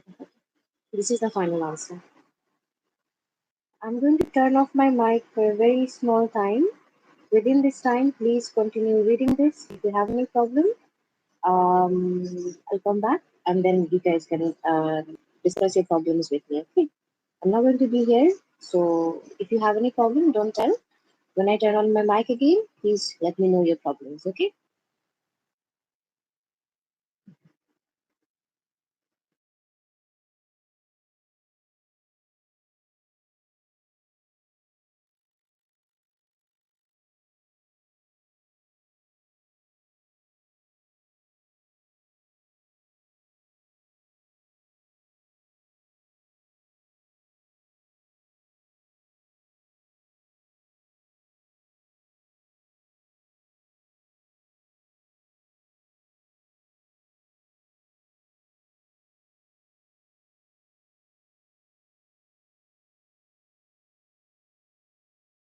Question 10.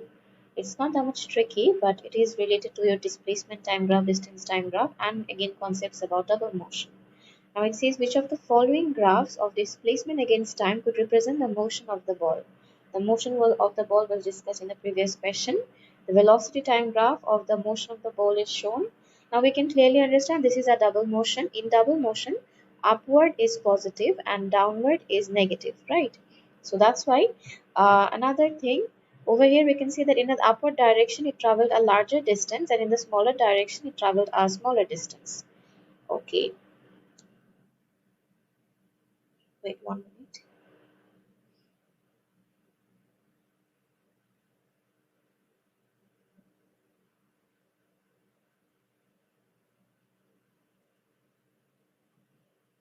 From the point of release it travels and then which of the following directly describes the motion of the ball? The drop. Let's just understand part B. I mean question 9 also. It says that which of the following correctly describes the motion of the ball? The ball is dropped and rebounds to its original position. Okay, this one is actually about throwing a ball towards the ground. The ball is dropped, rebounds to a lower position. The ball is thrown upwards and is caught at its original position. The ball is thrown upwards and is caught at a higher position. Okay.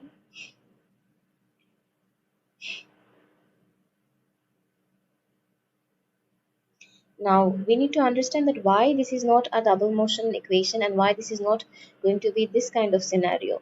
Why over here this portion is not actually object thrown in the upward direction? That's because over here its velocity was starting from 0.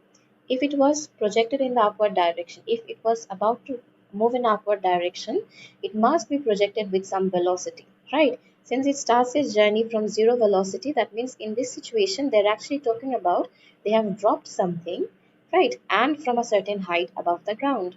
So this is how the situation is, that they have dropped something from a ground, and after it reaches the ground it's going to rebound and obviously does not reach the same height. That's why over here the area under the first section while it was moving to the ground was greater than after it was rebounded from the ground, right? This is how the entire journey looks like.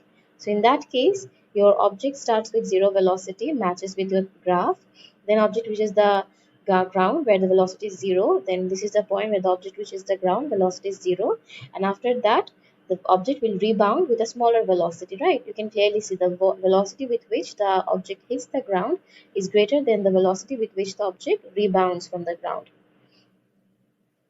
Clearly it's visible that this velocity v1 and u1, they are quite different. Okay, so as I was saying that the object was dropped from a certain height with initial velocity 0. It reaches the ground, this is the point, and the velocity with which the ball hits the ground, this velocity is greater than the velocity with which the ball will rebound from the ground, right? This is your v1, I'm considering this is your v1 and this is your u1. So we can clearly see v1 is greater than your u1, and after that it again reaches to a maximum height, but that will not be equal to the original height, right? So it will be rebound from the ground and it will reach a travel at a lower height than its original value. So in that case option B was the correct answer. The ball was dropped, rebounds and moves up to a lower position than the original height. Okay, now we have to draw a displacement time graph over here. Now in this case, option B and D are not correct. That's because over here they represent constant gradient, right? For constant gradient, they indicate constant gradient, which means constant velocity.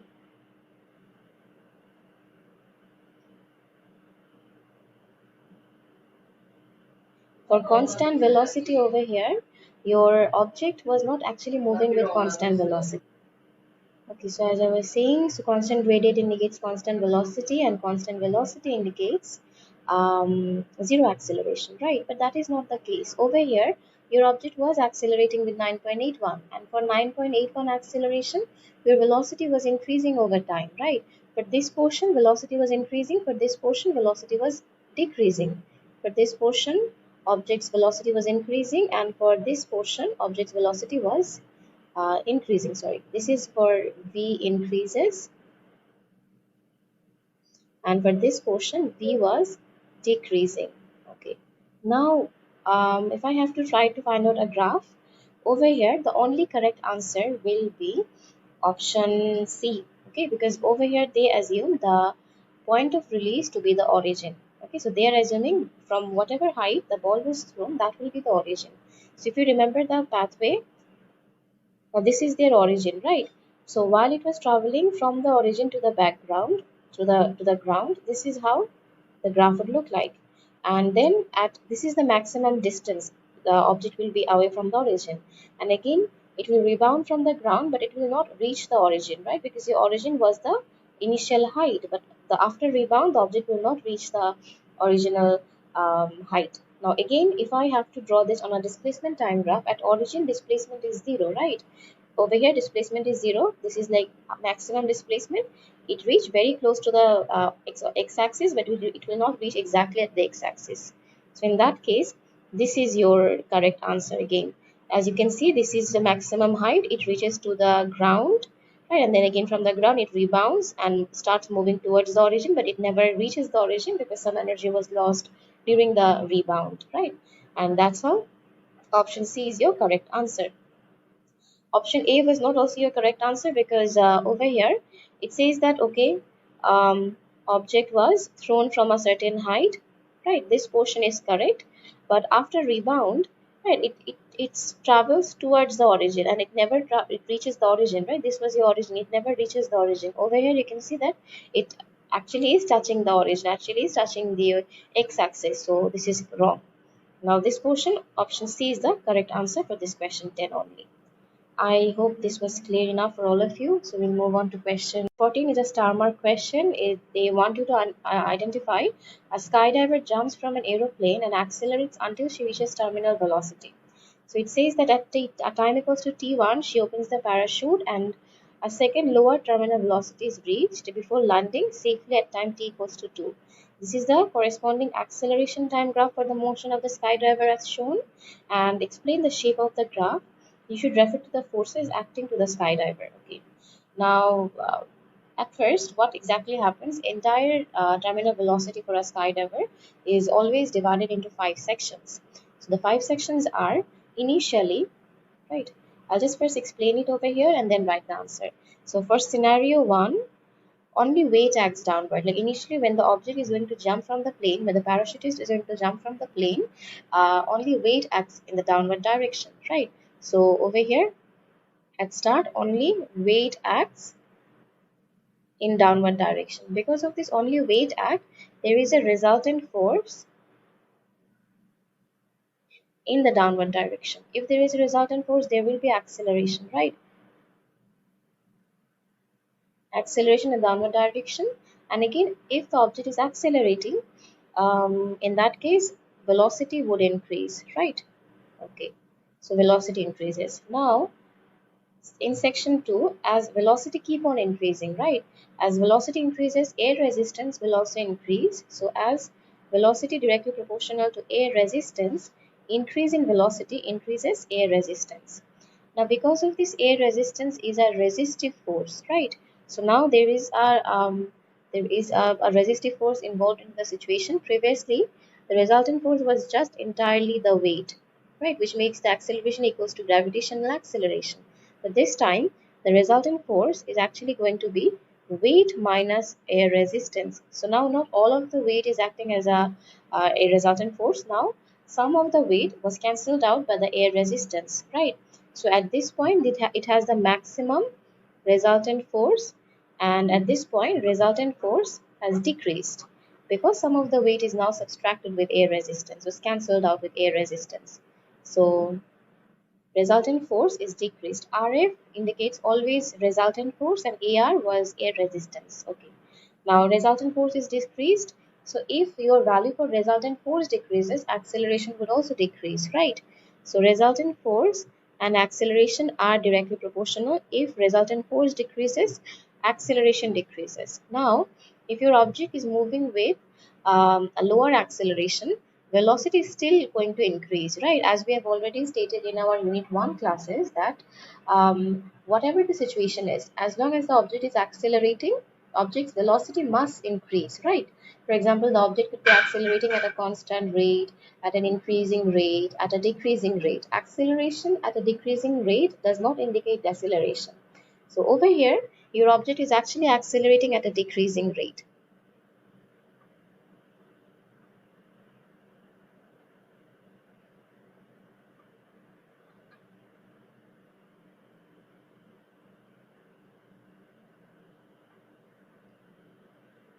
Okay, now obviously the object is accelerating at a decreasing rate. So if the object is accelerating at a decreasing rate, in that case, velocity would still keep on increasing. So velocity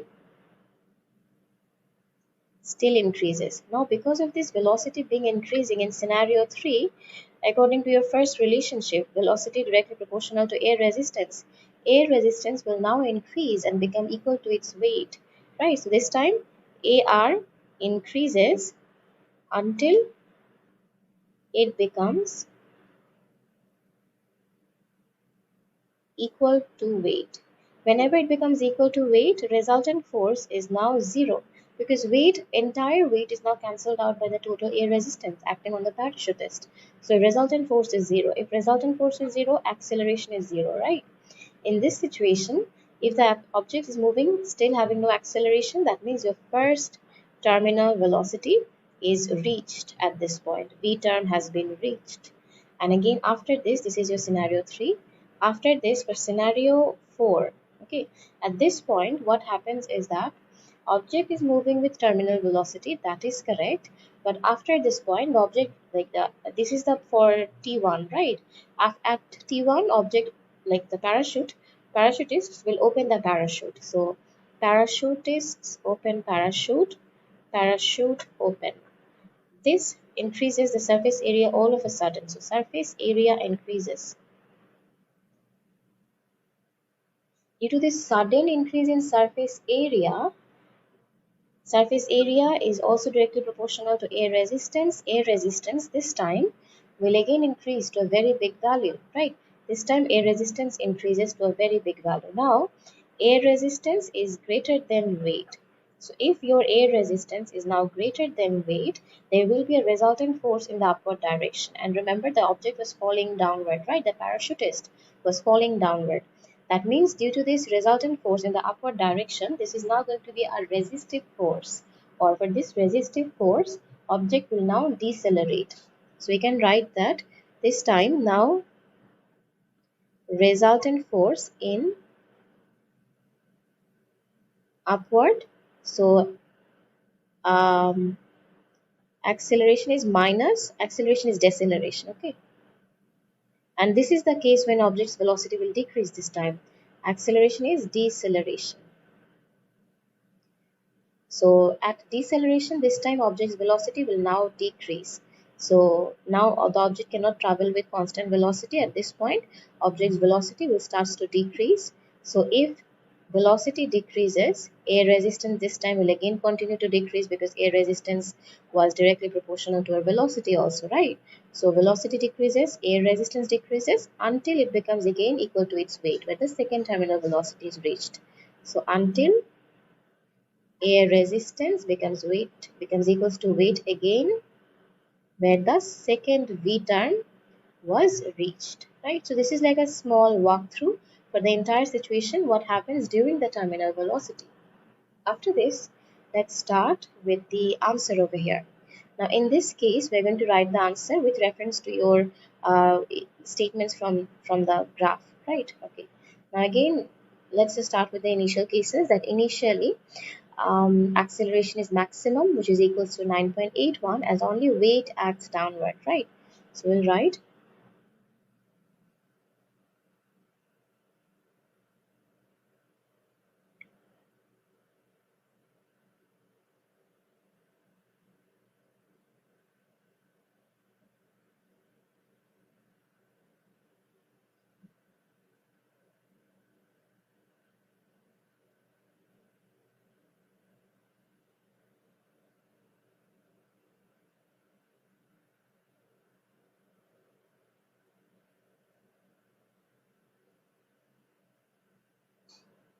as only weight acts downward. After this, due to acceleration, velocity and air resistance both increases.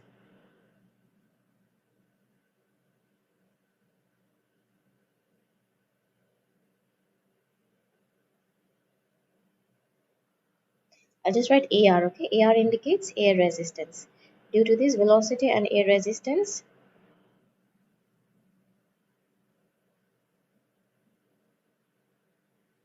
both increases, right? Both increases. So air resistance will increase until it becomes equal to weight. AR will continue to increase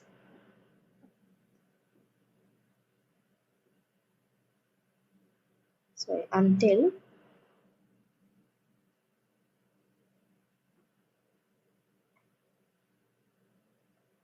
it becomes equal to weight.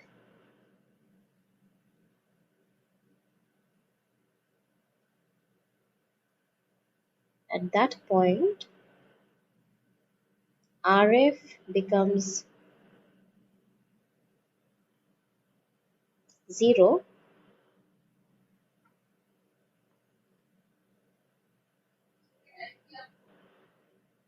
and object reaches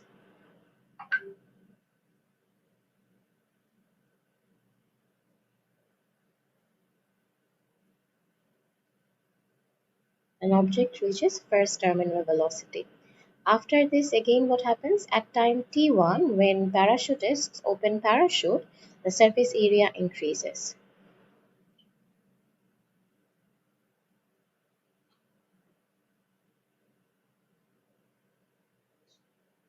When parachute opens,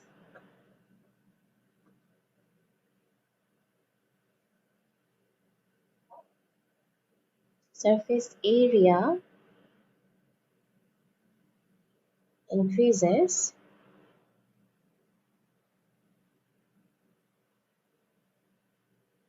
which increases when at T1, when parachute opens, surface area increases, which increases the what is surface area increases, which increases the air resistance. Now air resistance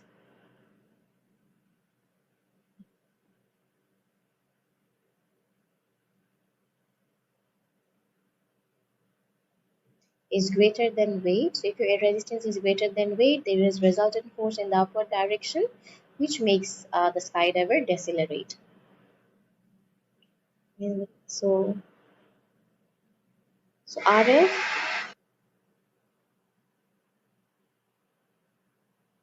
This video, I forgot that I turned off the video, and then I was continue explaining this, and all these things were written but not recorded. So I'll explain this again. We were in the last recording up to here, that after the parachute was open, the surface area immensely increases. Surface area is again directly proportional to your air resistance, which means now that for a larger air resistance will also increase the air resistance. Like for a larger surface area, air resistance will also increase. And now with this increased air resistance, as now because of air resistance is now greater than weight itself, right, there's a resultant force in the upward direction, and as the object was moving in the downward direction, this resultant force will make the skydiver decelerate. This is like a resistive force this time against the motion. During deceleration, the velocity and air resistance both will decrease, right? Because only deceleration causes velocity to decrease. And again, as air resistance would continue to decrease until it again becomes equal to weight, and a second terminal velocity is reached, but this time the terminal velocity is lower than the first terminal velocity. Okay. Now this was the entire working for your question 14, and from this paper we'll now move on to question 16. From this paper I'm actually solving question 14, 16, 18 and 19. Okay, so let's solve and let's move on to question 16. For question 16 also I did like two sections of the question. For example, over here it says that a student used to use the equipment to show the investigation of a behavior of a spring. Now there's this a meter ruler, mass is attached to that spring, and this is the spring over here. And this is how graph for force extension graph that was obtained by the student. Now it says this section is for loading and this section is for unloading. Now there are two portions, so three portions. This is K and this is L. We need to state the significance of these terms. Now it was already stated that the student continued to increase the load until the spring exceeded the elastic limit at point L. That means point L, they are referring that as your elastic limit, right? And if this point that is exactly before elastic limit, that is K, that means this one will be the limit of proportionality. And we can also understand this will be the limit of proportionality because if you draw a graph over here, you can see that only up to point K, the graph is a straight line, and exactly after point K, right? You can clearly see now. Up to point K, the graph is a straight line, and after point K, the graph starts to curve. That means up to point K, the y-axis was proportional to the x-axis. That means up to point K, this is the limit of proportionality where force will be proportional to extension. And this is your elastic limit. That means up to elastic limit, the object will deform temporarily, and beyond this elastic limit, there will be plastic deformation or permanent deformation. So this is the answer for your part 2, that L is elastic limit. Beyond this point, spring deforms permanently. Okay, now we are moving to part 3. The graph of the unloading and loading is shown on the axis. We need to suggest why the loading has a different gradient than the unloading graph. Remember, they're talking about the gradient over here, not about the energy. If they would have spoken about the energy, then I could have easily shown that during loading and unloading some energy was lost. That's why the unloading graph is covering less energy, right? But they're not talking about energy, they're talking about gradient. For force extension graph, the gradient always gives you spring constant, right? Force extension graph always gives you spring constant. And now for this spring constant, it refers to the stiffness of the material. So now we can suggest over here that the spring constant is over here the spring constant is what? We can suggest that the spring constant is smaller for the unloading part, right? That is the only thing we can write. So we'll write the spring constant is smaller for the unloading part. I mean, they're only speaking about the unloading itself. So we can only just say that the spring constant was smaller because they're only referring to the unloading part. So you can write the spring constant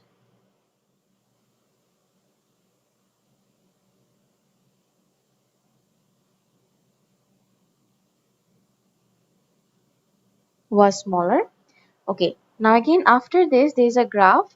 A second student repeated the investigation but forgot to subtract the original length and of the spring from his measurements. We need to sketch below the shape of the graph he would obtain from the loading and unloading of this spring. Entire graph will be same, only difference is that as he forgot to subtract the original length, that means the graph should start with some value, right?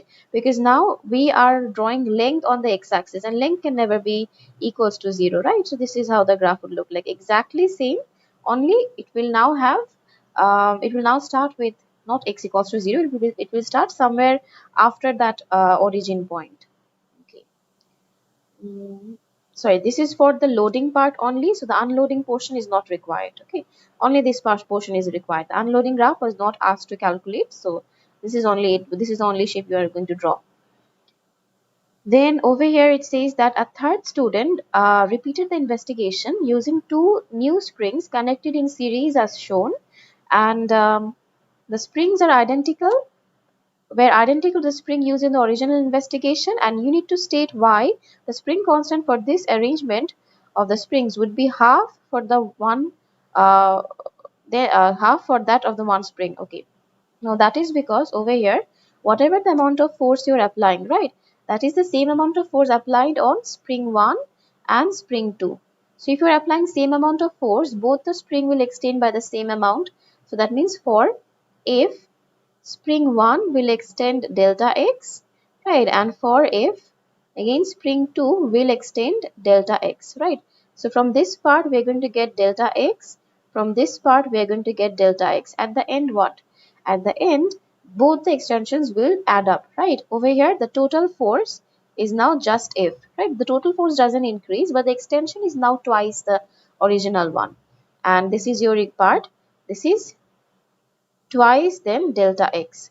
Now, if I want to make k the subject, in order to just identify that how this extension is related to your value for spring constant, so it's just going to be this k multiply, this force multiplied with 1 over 2 delta x, right? I'm just writing this separately.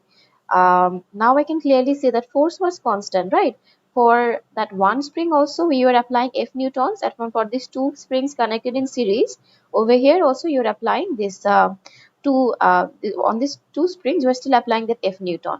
Now we can clearly see that this extension is inversely proportional to your spring constant, and we can clearly see that extension was doubled. That means what?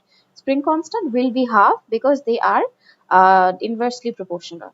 Right, now this is the case for series connection, that whenever your two springs are connected in series, your extension becomes double, and as extension is inversely proportional to spring constant, if extension doubles, spring constant will become half of the original value.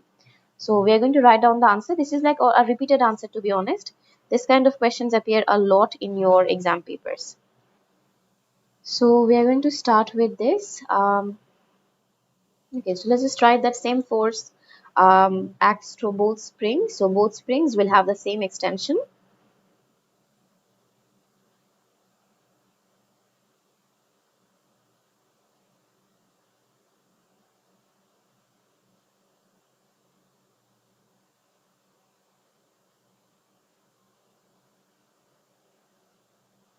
Same force acts through both springs and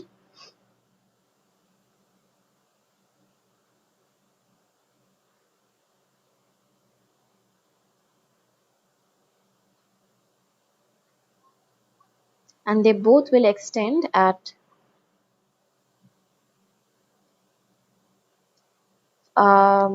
same force acts through both springs and they both will extend at same extension, at same length. I think that will be a better word. But now if you're going to combine the total extension, that will be double, right? So by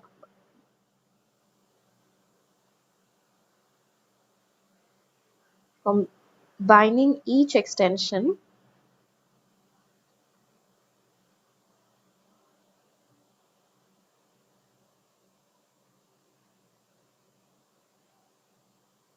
double extension, and again according to your equation,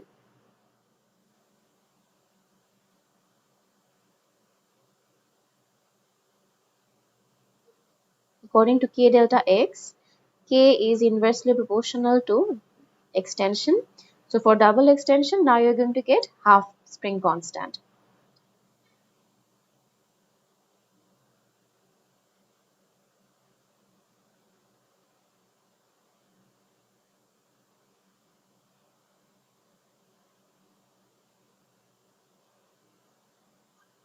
Halved, right? This is the final answer for question 16.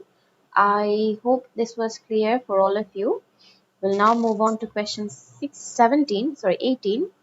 Question 17 was entirely about projectile motion, so I think it would be clear. I mean, it would be easier for you at this point to solve, but if you still guys have problems from this, we can solve it later on. Let's move on to question 18. Okay, now for question 18 over here, you have a game is played where each player must use a millet to hit a disc across a table into the opponent's goal. One player accidentally lets go of a millet and the millet travels at a speed of 1.6 and collides with a stationary.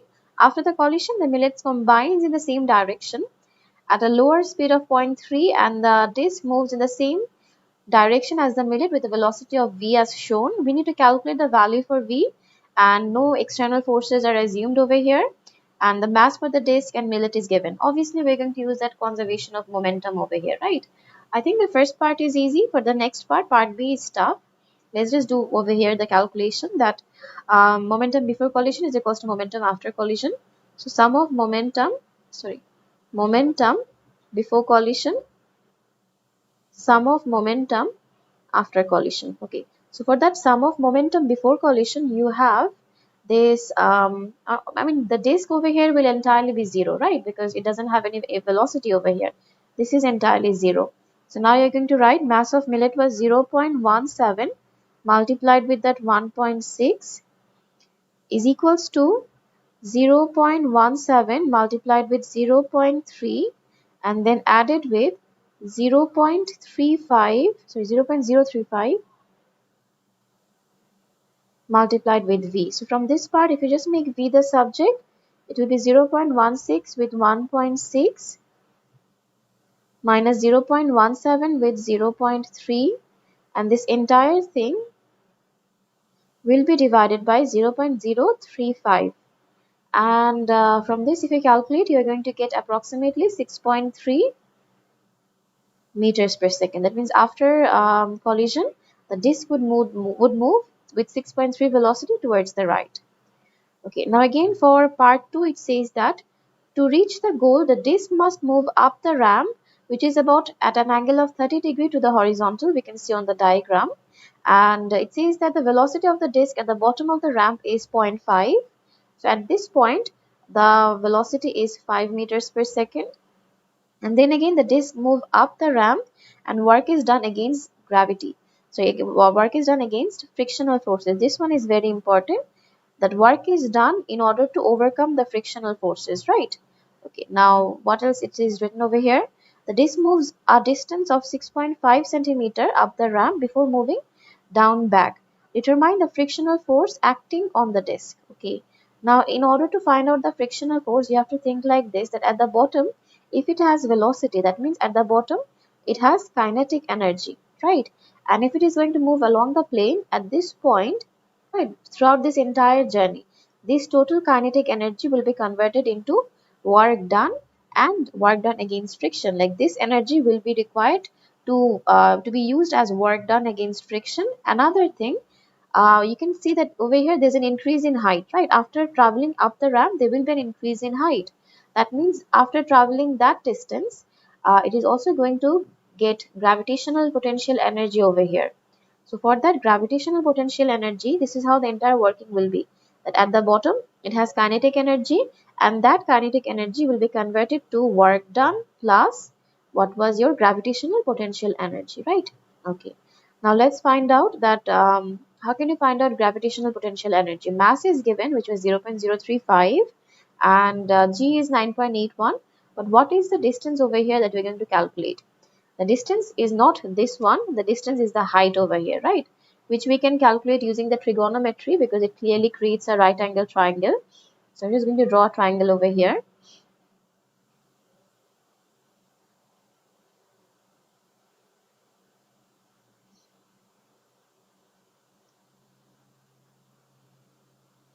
This is height, this is 30 degrees, and this was 6.5 centimeter. Now if I want to find out the height, which is opposite over hypotenuse, that will be sine, right?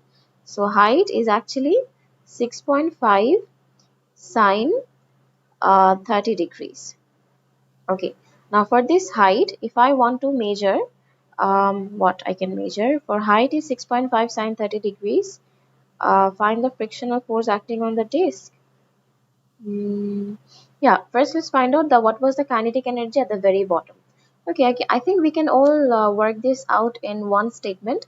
Kinetic energy was converted to your gravitational potential energy and work done, right? From work done, we're going to calculate that frictional force because on this case, work done was against frictional forces. That means in calculation of your work done, the only force was there was friction, right? So whatever the force that you're going to use for the work done, that will be the value for your frictional forces. Kinetic energy is what? Half mv square. Let me just write the equation first. This will be mgh, and this one would be friction plus that height over here, whatever the height you got, 6.5 with sine 60. And from here, if I want to make f the subject, that will be, sorry, this one over here, this one was not height, this is the distance travel, that was 6.5, right? So let me just write d over here. Okay, now it will be actually 0.5, mass was 0.035, velocity was 5 meters square, minus again mass was what, 0.035 multiplied with 9.81 multiplied with height was again what, 6.5 with sine 30. So just use it.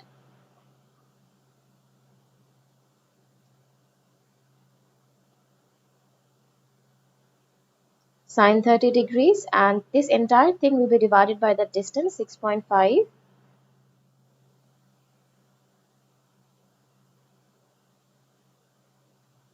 And from this part, if you calculate the value, you're going to get 6.6 Newton. Okay, that is the final frictional force that was provided on this disc as it was about to move up the plane. Okay, so I hope this part is clear for all of you. We're going to move on to the next question. This is question 19. Okay, now in 19 it says that the transmission of electricity over long distances require a conducting cable that is suitable to hang from supporting towers called pylons, and the vertical distance from the line of support to the lowest point on the wire is called the sag. Now, due to high voltages involved, the cable must maintain a minimum distance from the ground. Okay, like this one actually, like it just says that the cable cannot actually reach the ground or cannot touch the ground. Now it says that the temperature and the tension or in the cable affect the sag. Okay, the temperature and the tension, they both will affect the sagginess of this pylon. So it's sagginess of this pylon, right? Right. So not pylon, sagginess of this cable. Now suggest one factor that may increase the sag of the cable. I mean, that's only one factor, is that if the distance between the two pylons is very big, then the sagness will also increase, right? So you can write that if the distance between the pylons are large, that is one of the factors, that the distance between pylons.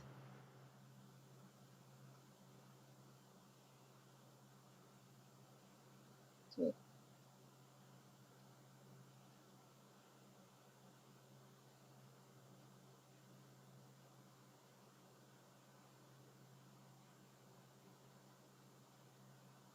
pylons are large. Okay. Now for part 2, it says that a cable of mass is at an angle of theta to the horizontal. Explain why.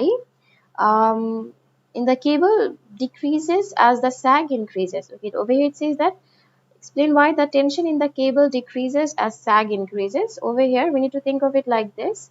I'm going to write a very rigid diagram over here.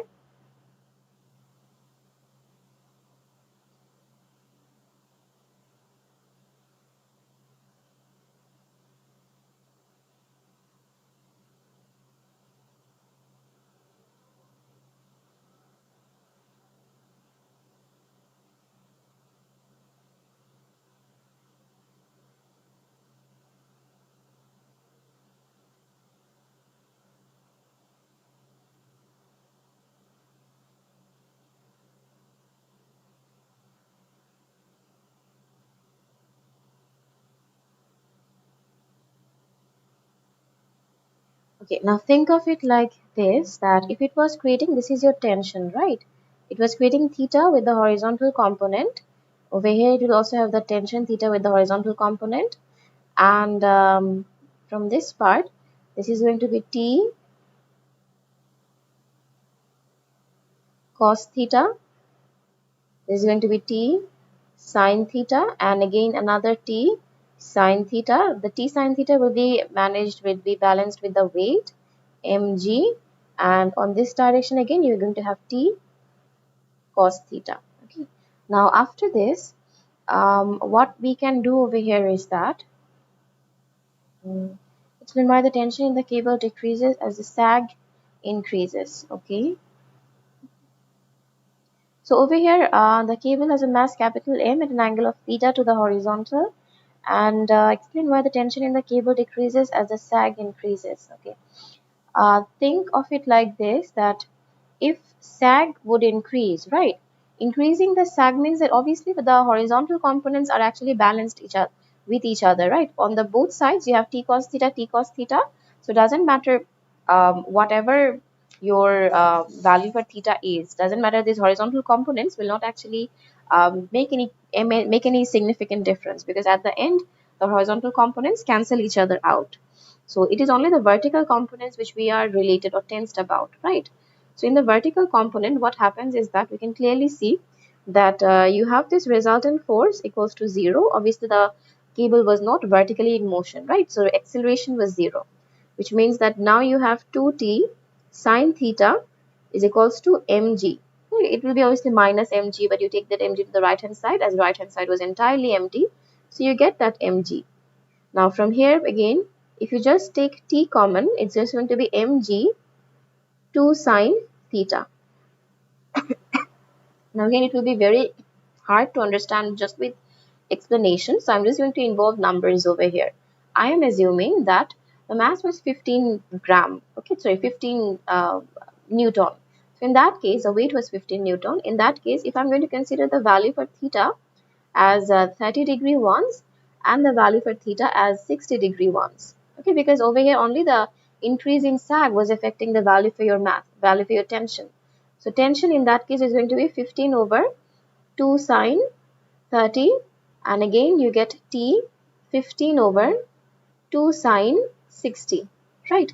So if I calculate these values now, that is going to be 15 over 2 sine 30, which is almost negative. Wait, how can I get negative? Oh, sorry, my calculator was in radian mode. Okay. So 15 over 2 sine 30. So you get 15 exactly, and on the other hand, if I'm going to use 60-degree, so you get 5 root 3, which is approximately 8.67. Now you can clearly see over here that because of this equation orientation, what if your value for theta increases, the value for your tension decreases, right? And that is what the question was asking you about, that according to this orientation of equation, where mass is entirely a constant over here, or weight is a constant over here, increasing the stagness increases the value for your theta. And if your value for theta increases, sine theta over here increases. Sine theta and tension are inversely proportional. So increase in sine theta decreases the value of your tension in the cable. So these are just rough working over here. We will now do the calculation. We will now write the answer. That obviously you have to refer to this question, refer to this part. After that, I'm going to write that since T is equals to mg over 2 sine theta, where weight is constant,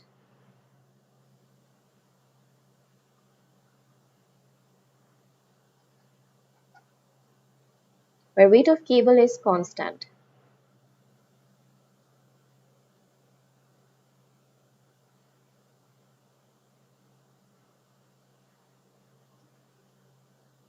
Increasing sag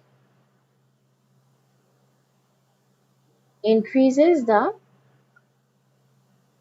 value for sine theta. Increasing sine increases the value for your just theta, increases the value for theta,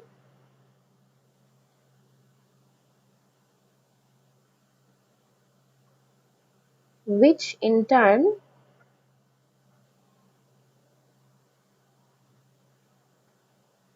increases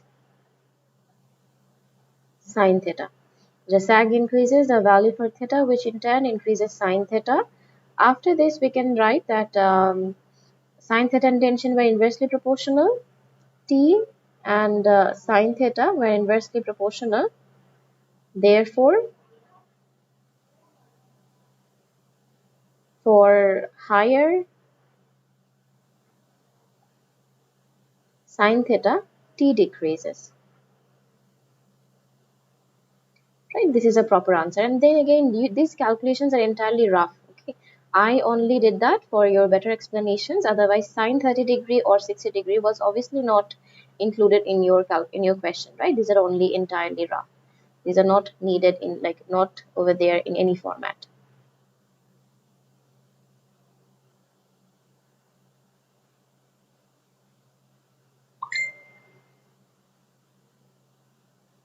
Okay.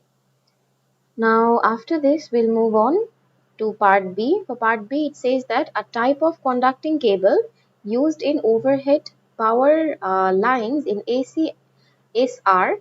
This cable has a steel core surrounded by strands of aluminium cable of the same diameter. Like aluminium and steel core, they have the same diameter. This is how the entire wire looks like. There are 3 layers of aluminium cable, and in between them there's a steel core. It says that the stress strain graph or the sample of steel and aluminium typically used in each strand of the cable are shown over here. We can clearly see steel is certainly a higher, more capable, because it can withstand a larger braking force, whereas aluminium breaks at a very smaller force, very smaller stress. So we need to find out that the Young modulus for steel is 2 into 10 to the power of 11 Pascal. Obviously, as I've already stated and always stated, that we can only use the straight portion of the graph, right? That means from this situation, we can only use the linear portion of the graph, which is only up to this part, right? Only up to this part your graph is linear, right? I can approximately use this position, which is almost 200 megapascal over. This is the first 3 lines, right? That means let me find out the smallest unit. That is 0.005 over 10. This is 0.005 over 10. That means each smallest section is actually 5 into 10 to the power of minus 4. And that again will be multiplied with 3, which is 1.5 into 10 to the power 3. Okay. Let me write the working over here, how I did the calculation. This is actually 0.005 divided by 10. Okay, and then again this was multiplied with 3, because then you have 1, 2, 3 dots, right? So it got multiplied with 3, from which you get 1.5 into 10 to the power of minus 3. This was the value for your strain. For Young modulus, you just have to divide this strain with the stress, right, which is just going to be 200. It was megapascal, so 10 to the power of 6 divided by this 1.5 10 to the power of minus 3. So which is 200 into 10 to the power of 6 divided by 1.5 into 10 to the power of minus 3, which is approximately 1.33 into 10 to the power of 11. But they asked you to have, wait 1 minute, am I making any mistake?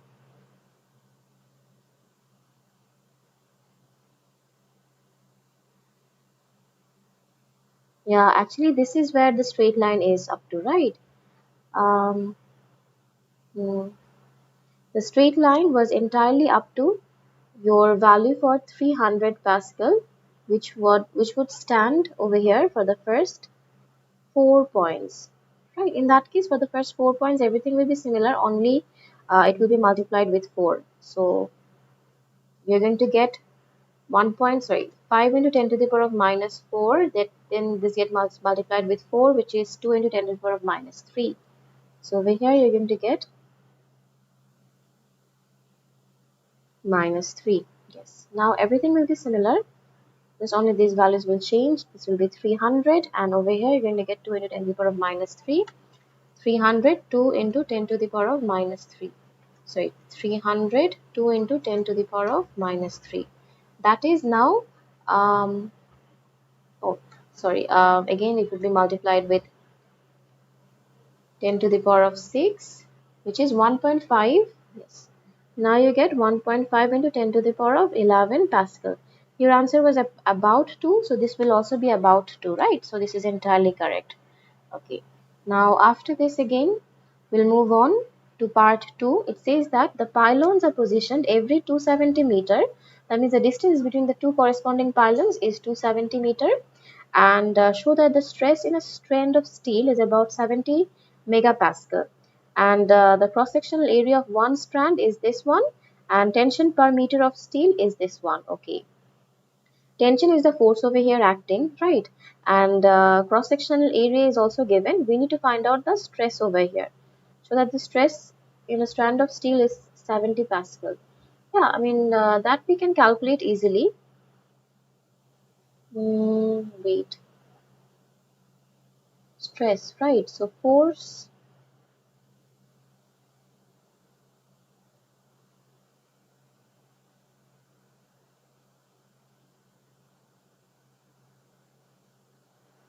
cross-sectional area for one strand.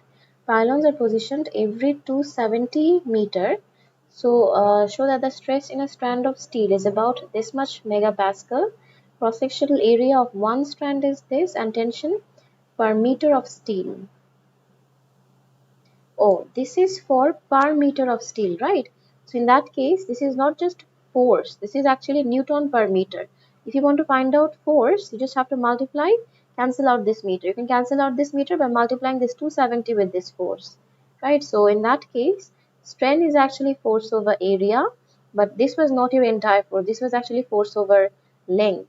So in that case, in order to cancel out that force, you're going to multiply that 0.62 with 270 divided by 2.3 into 10 to the power of minus 6. Now this is extremely important in unit 2, that you focus on these units also, okay? So in unit 1, because in unit 1 they will certainly try to make it more twisted, because obviously by the first term I also assume that this might be the value for the tension over here for the stress calculation, but then you need to focus on the unit. Tension, if that was entirely just tension for force, it would have just Newton, but now it has Newton meter, and this data must be used in the calculation somewhere, right? That's why they have provided the distance between two pylons. Okay, now if you calculate this, you're going to get a value of approximately 73 megapascal. So this is again quite true, right? So we're going to accept that value. After that, it says that AC SR cables consist of a steel core surrounded by a strands of aluminium cable.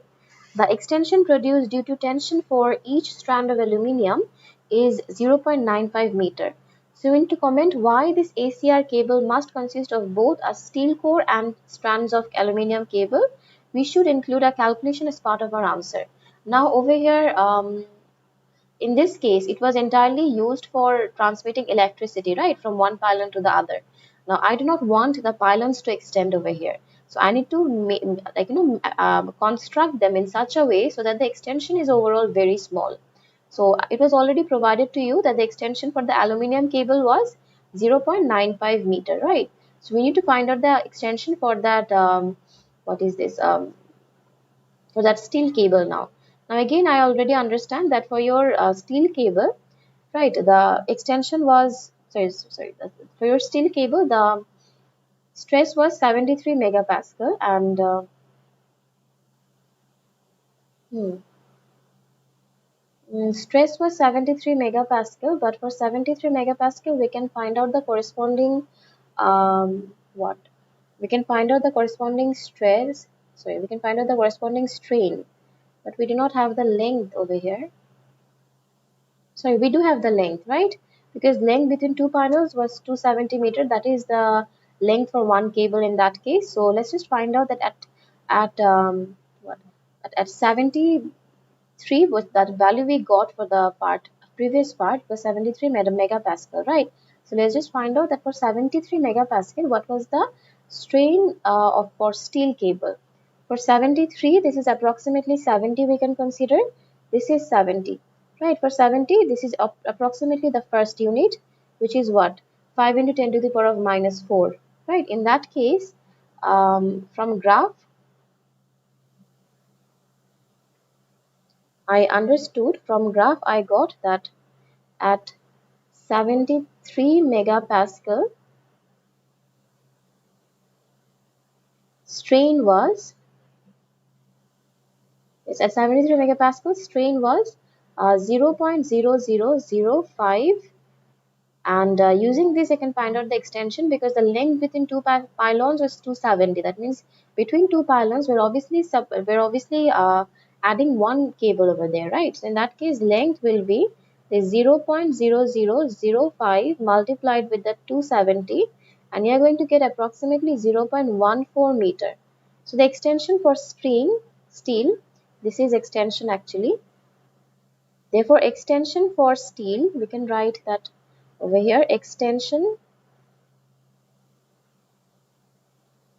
for steel is actually greater than, it's greater than extension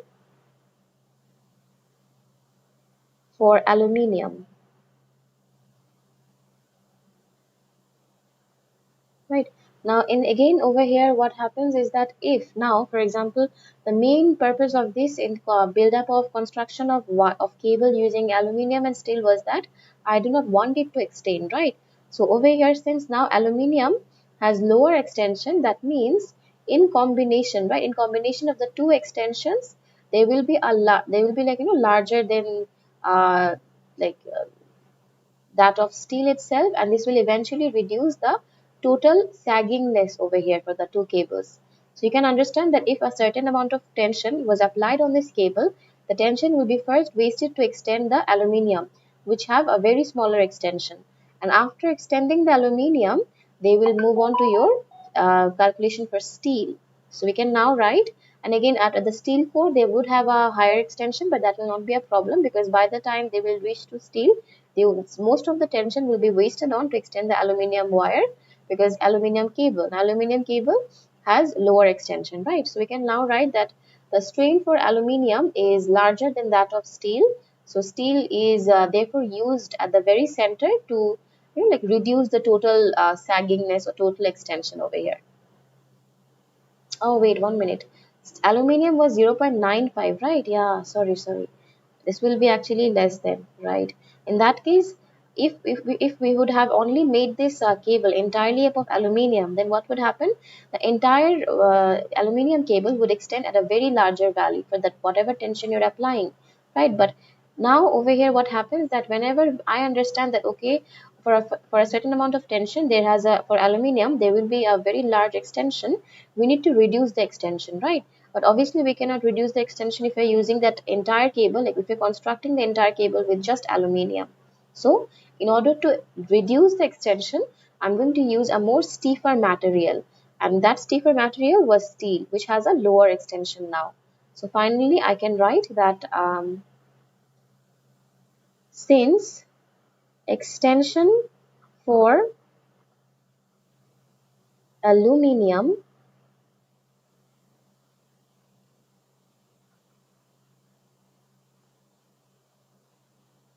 is larger than that of steel, so steel is used to reduce